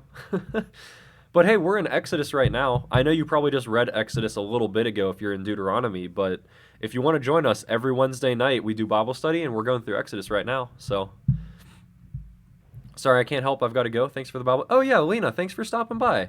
Hopefully you're still here and you can hear me say that. But yeah, Lena, thanks for stopping by. I appreciate you being here and chatting with us. Really blessed my night. Oh, man. I don't know when this cough's going to go away. I'm not sick, I promise. I was sick like 2 weeks ago. But I have like a cough that's still here. And I don't know why I can't get it to go away. I promise I'm not sick. I just have a itchy throat, I guess. But yeah, if you guys like that weekly challenge, then I'll go with that one. Because I actually kind of like that one now that I'm thinking about it. But anyways, Christmas Outreach Project. For any of you guys who don't know, we have a Christmas Outreach Project. And I'll talk about that real quick. Real quick. So if you can see above my head, actually, we have a bar, and this bar is this is the direct donations for the charity. So I'll talk a little bit about it. Essentially, it's something that me and my friends do. It's not like an official organization or anything. It's something that me and my friends do. It'll probably be like 8 to 10 of us this year, most likely, something around there. And we asked all of our churches and all of our workplaces for a bunch of food, clothing, blankets, pillows, books, Bibles, toys, you name it, right? Anything. And we collected all of this stuff from our churches and from our workplaces and family and friends and stuff like that. We sorted it all out, and then we packed it in a big old box trailer, and then we just took it downtown into the city that's near where we live, and we passed it out to the less fortunate and the homeless in the area right before Christmas. So we did that last year. We did it the weekend before Christmas, and it went really well. We filled almost the entire box trailer. It was wild. Like, it was so much stuff was donated, and we took it downtown. We passed it all out. There was a little bit left over that we donated to the Salvation Army, like 2 garbage bags or something like that. Not a lot. And this year we're doing the same thing. So the weekend before Christmas, or maybe 2 weekends before Christmas, we're not sure, one of the two, we're going to be taking all of this stuff, which is already a ton of stuff. So, like, my church has donated a lot of stuff. My room back home with my parents is like half full of stuff. A lot of other churches have been donating stuff. Our workplaces have been donating. And part of that is that every penny we make off of this channel is also going towards that. So as you can see right above me, this is the direct donations that we've gotten, this $100, and we're hoping to raise some more. But also all of the money that we get from ads, subscriptions, Prime subscriptions, bits. We also have a merch store. Anything that you buy off of the merch store also goes towards this as well. Any penny that's made off of this channel from any source goes directly towards this cause. Don't forget about the swear jar. And the swear jar. So we have a swear jar in the channel as well. So anytime that somebody swears, that number goes up as well. Which actually, Ryan added 3 yesterday that I forgot to tally on. So I'm going to do that now before I forget. Which makes Ryan tied for 3rd with the most dollars in the swear jar. But anyway, so we have a ton of sources. Am I not like 2nd or something? I think you're 2nd, yeah. Luke's first, Yes, you're 2nd, and then Bucky and Ryan are tied for 3rd. So, Yeah, everyone in chat, I have a sailor's tongue. but yeah, that's to You're not say. surprised. But that's to say, we have a ton of, like, any penny that's made off of this channel through direct donations, subscriptions, anything like that, we're giving all of that money directly towards this charity and passing it all out to the people who need it. So essentially, if you want to give to this channel in any way and get something back, like if you want to subscribe to the channel and get emotes, if you want to buy something from the merch store and get a shirt, or if you want to do literally anything, I promise you that money's going towards a really good cause. I'm actually going to make a short video to post to the YouTube that's going to, like, recount it and show you guys how the money was used and all the stuff that we bought with it, so you guys know that it was going towards something good. I don't know if it'll be super long because I don't want to show off people or faces or anything like that, but it might just be a short thing where I show the trailer and all the stuff that happened. But I promise you guys that that's going to a really good cause. And actually, I think between the swear jar, the direct donations, and the Twitch payouts, I think we're almost at the 200 mark, which is really cool. We've got a ton of good money that we're using towards this cause. So that's to say, if you want to give to in any way, we'd greatly appreciate it. But also as well, if you just want to be praying for it, that would also be just greatly appreciated. We'd love the prayers. We believe in the power of prayer. And speaking of, we also have a Discord, so I'll put that into the description now. So in this Discord, we have the weekly challenge, we have the general chat, we also have a Minecraft chat for our Minecraft server, we have Clash Royale clan as well, so there's a chat for that. But part of our Discord is that we have a prayer request section, because we have a lot of people that have a lot of prayer requests. They come forward and they put their prayer requests in our chat, and then we pray for them as a community so that they might get better, so that God can work through them. And it's our tradition that on Wednesday nights after Bible study, we talk through the prayer requests in our Discord and maybe give some updates on some of them and how they're going. So I'm going to read through our prayer requests in the Discord. And if you want to pray for any of these things that I talk about, please feel free. I believe in the power of prayer, and the more people we have on these, the better. So I'm going to be starting with Evan, who is one of the people that helped start this channel with me. He's been battling a lot of medical stuff, a lot of really bad medical conditions, and a lot of sickness. And that's why he hasn't been able to be here for a very long time. So we really want to be praying for Evan that he might get the help he needs. Prays that he might not have to get surgery anymore. So that's good. So there's an update with Evan. He might not have to get the surgery anymore, and he's still in a bit of pain, but it's a lot better now. So that's a praise. Yeah. I hope Evan's son gets better soon. I miss him. I hope so too. I miss him. It's been a while since I've gotten to talk to him. We have another prayer request for Lavender Snorlax, which is a friend of mine from undergrad. She's trying to get her, well, actually, we were talking about this earlier. She's trying to get her driver's license, and she's trying to raise money so that she can get a car. The reason for this is because she is getting her teacher's license, and part of that is that she has to do a teaching placement. And she can't get to her teacher's placement without a driver's license and without a car. So we're giving prayer for her that she can get her license and her car so that she can get to her teaching placement and continue with her call to be a teacher. We have a prayer from the Special Medic, which if you guys don't know, he is another Twitch streamer who also streams Bible studies. Last I checked, he was going through the book of Genesis, which is pretty cool. But he has a prayer request for a friend of his who's been dealing with a medical condition. And we also have another prayer request from him as well. He's trying to raise money to go on a missions trip. So pray for him with both of those things. Also a prayer request from Zev. One of his friends, his father just passed away. So we really want to be praying for his whole family. We have some praises from the Toxic Family. They are another Twitch streamer that is really cool. They also do Bible studies. And they are a whole family of people. So they have a praise for their son. 15 years old, he had to do reconstruction, ACL reconstruction. So that was really hard, but he's been doing very well since the surgery, and he got his stitches out just last month. So big praise there that he's been doing well after that surgery. We have a prayer request from Ta Gray. He had a couple of his friends were just, he has two friends who both had relatives that were part of the Oklahoma State Fair where there was an active shooter. None of their families were actively wounded, but they were in attendance. So there's a lot of stuff that was going on there. We really want to be praying for Ta Gray and his friends and their families. We have a prayer request from Thomas. He has a prayer request for his mom and for his grandma, who are both also suffering from some medical conditions. So we want to be praying for them as well, and also just for Thomas and his family in general. Also, at this point in our prayer request section, we had a general prayer for all of the people of Israel and all the violence that's going on, not just there, but in the entire chaos of the world right now.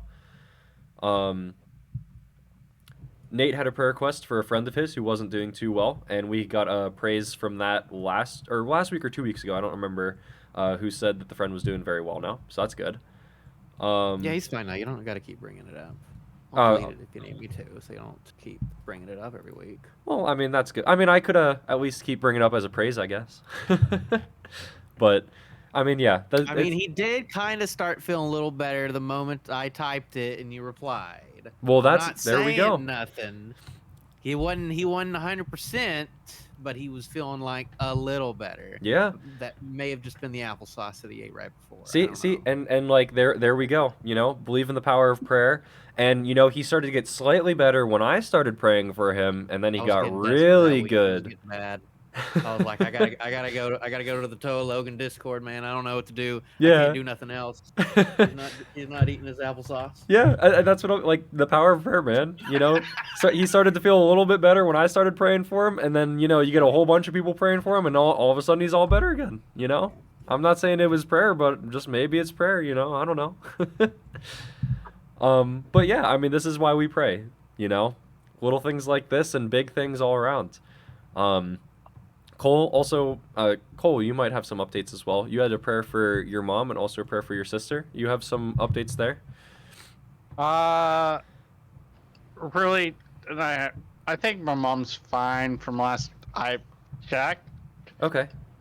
But my sister, I don't know what's going on with my sister.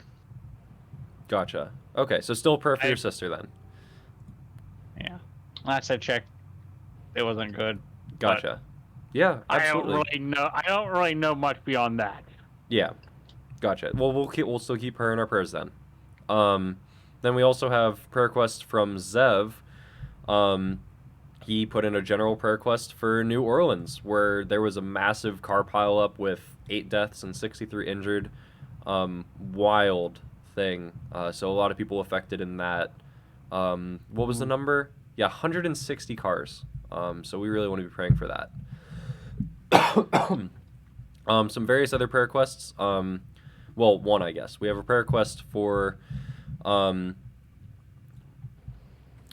I'll just say it this time. Leah, she had, well, because we brought her up earlier in the stream, she recently felt a call to move to Utah, Salt Lake City, for a residency program, which is complete opposite side of America. It's like a 24-hour drive.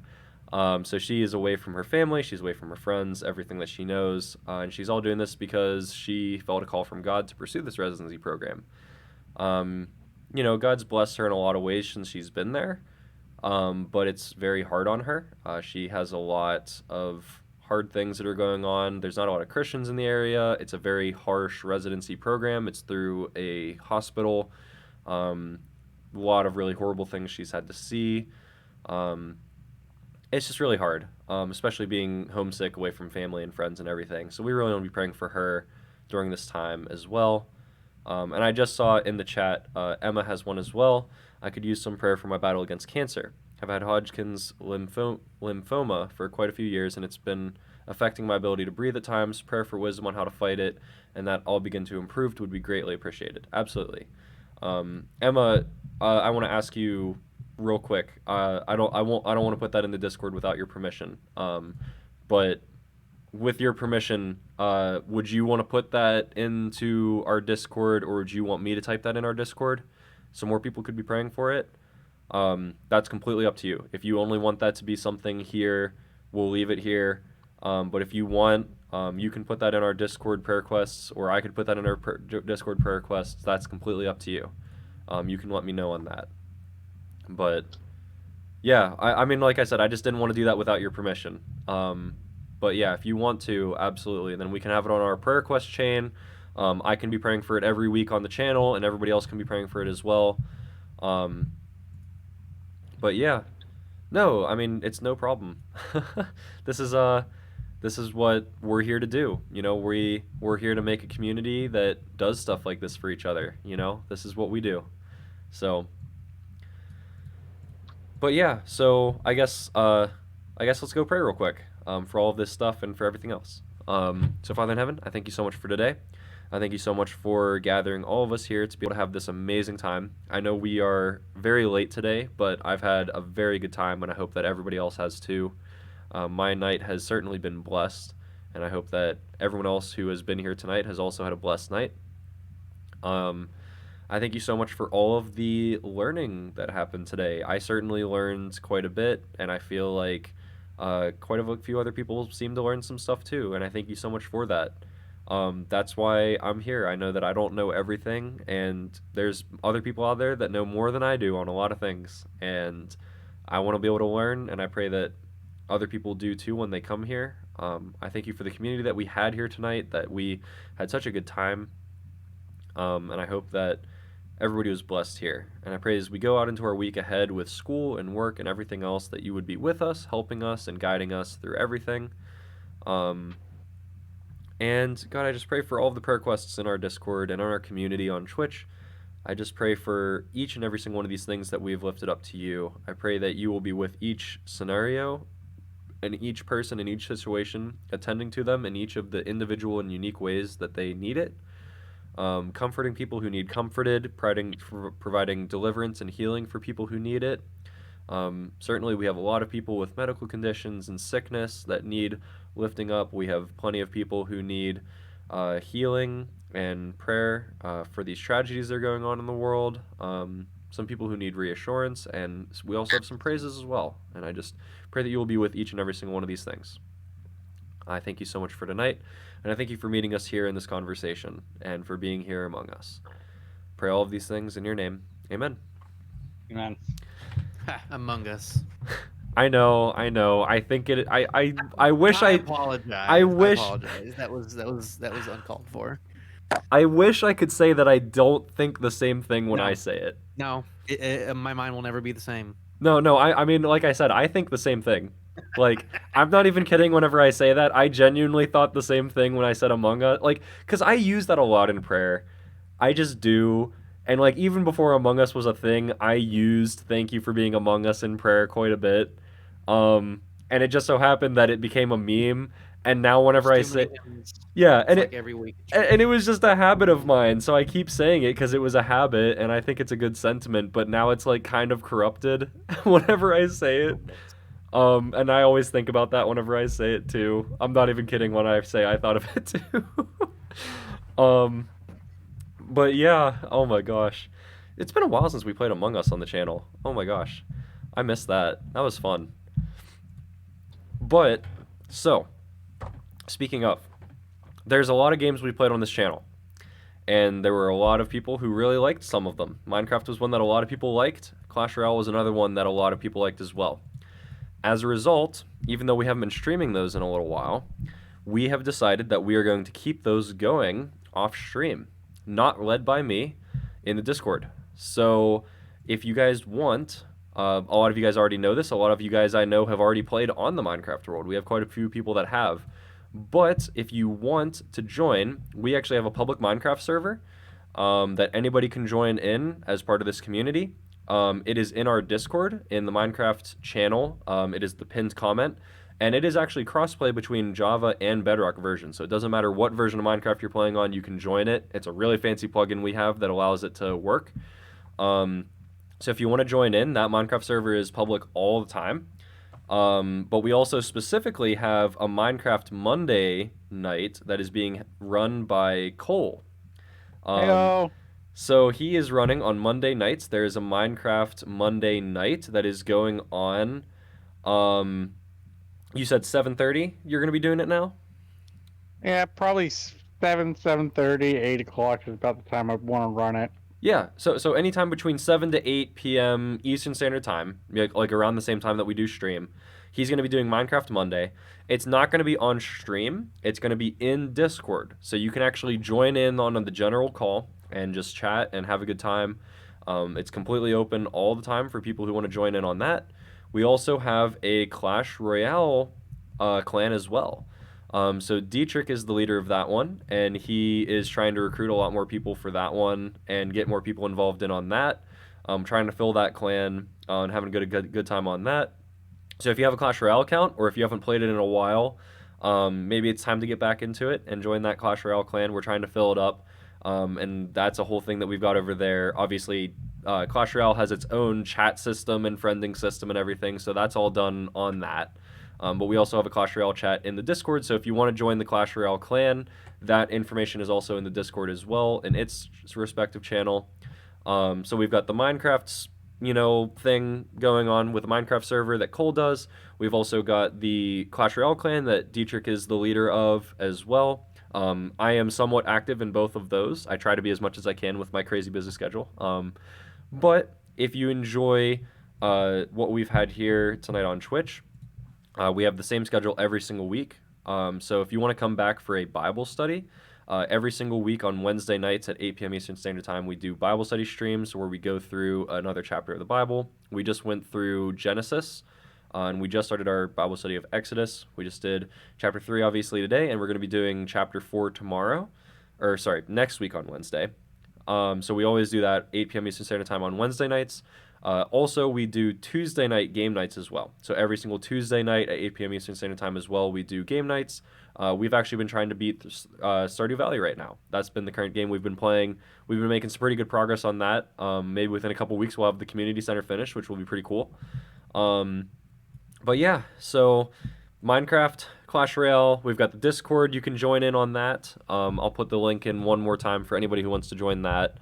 And then if you want to come back for this, Tuesday night game nights, Wednesday night Bible study. We've also got the charity that we're trying to raise money for.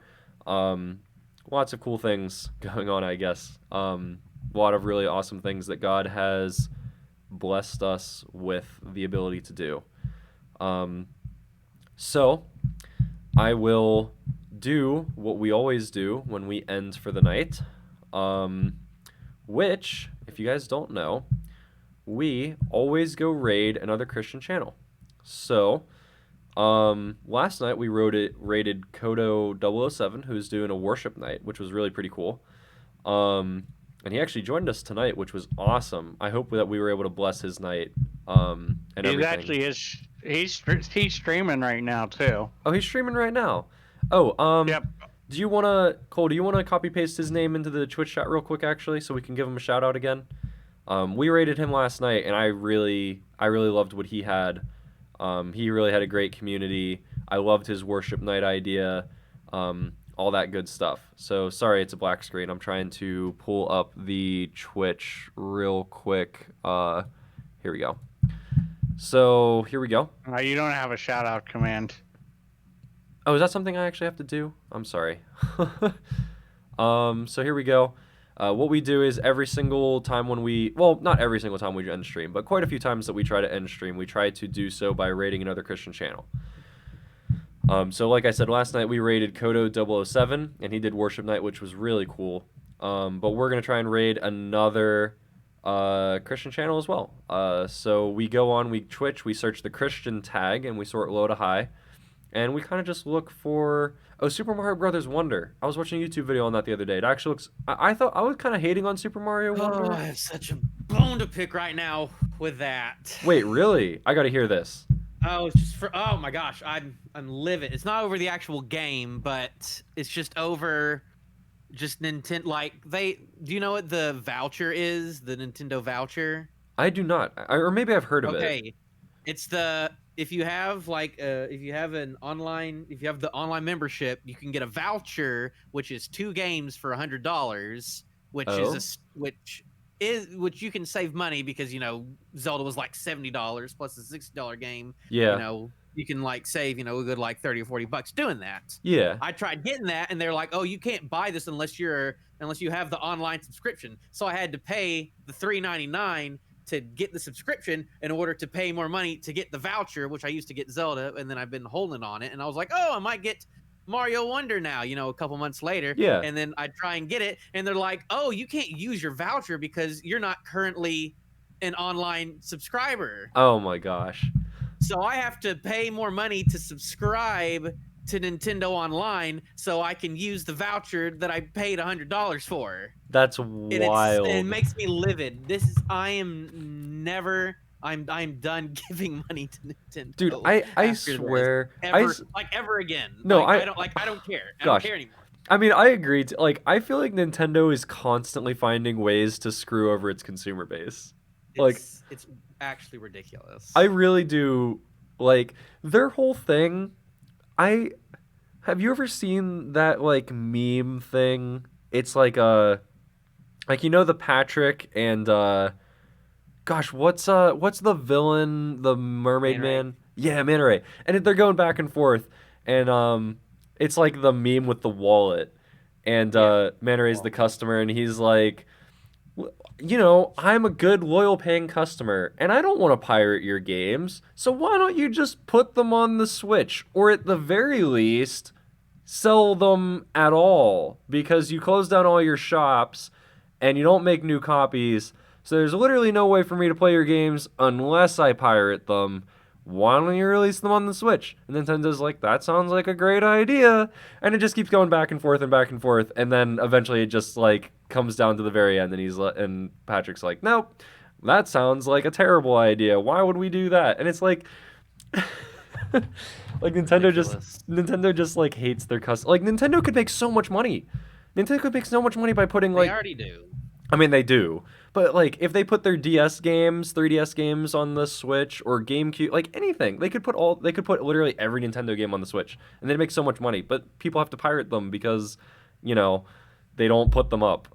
It's like wild. I mean, they put a lot of them up. You just have to pay $50 a year to have access to them. Well, yeah, like a lot of the older ones now on that too. Yeah, because you can't pay to own them; you have to do the subscription. Yeah. That too. Oh my gosh, it's wild. It's ridiculous. Yeah, Nintendo just always finding new ways to mess things up. Ooh, be right back. No, hang on, is he here now? Hopefully he's back. Yeah. Oh, it's an ad. Ah! He's playing Valorant and he has God Bless Everyone. About me, I'm a Christian, 25 years old. Friendly neighborhood butler. Oh, he seems like a cool guy. I hope he's streaming. Oh, he is. He is. Do you guys want to go do this guy? Sure.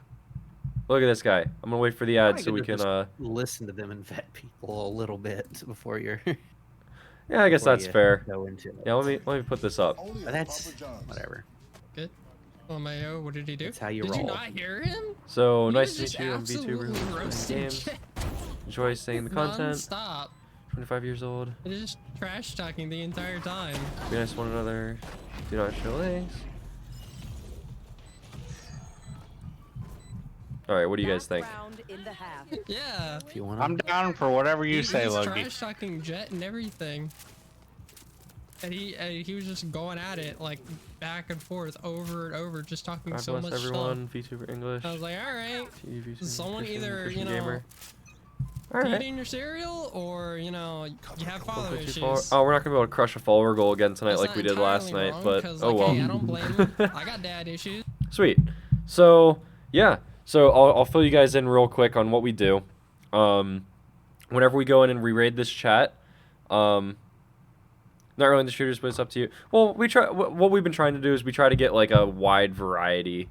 We're there for the of- personality, not the games. Honestly, essentially, that's what it is. Like, I search the Christian tag, low to high, and I pretty much never look at the game. I always look at the title. I'm always like, I always want to find the title that has something to do, you know, God bless everyone, Worship Wednesday, Bible study, something. Like, I always try to do that. And I'm like, if they have something like that in their title, I'm for it. That's typically my criteria. I want to see what the title is, Christian tag. And I've been trying to get like a variety of games too. You know, these are some people we rated in the past that are live right now. Warzone, Fortnite, Death's Door, Modern Warfare. Actually, this is not a super big variety right now. Marvel Spider-Man 2 though, that's one. Oh yeah, that's Kodo. Kodo's playing it. Nice. Goodness gracious. But yeah, so we go into the chat, and what we do is we spam God loves you. It's like every person puts in God loves you, and the idea is we just want to bless somebody else's night, you know, put a smile on someone's face, and also just remind them that they're not alone on this platform. There's other Christian streamers, there's other Christians on this platform that also are trying to do some good, and we just want to show them some love and show them that they're not alone. So that's what we're going to do. We're going to go into this person's chat and spam God loves you. I'm going to start the raid real quick, and I'll give you guys a quick benediction on the way out. So, like I said, if you guys want to come back, you know, Tuesday night game night, Wednesday night Bible study, Minecraft server, Clash Royale, there's the Discord. Yeah, I'll give you guys a quick benediction as we go out. Go in peace to love and serve the Lord. Thank you guys for blessing my night. And, yeah, hope to see you guys again. I love you guys all very much. And thank you for blessing my night. Hopefully we were a blessing to yours as well. I'll see you guys around. And as soon as it does the thing,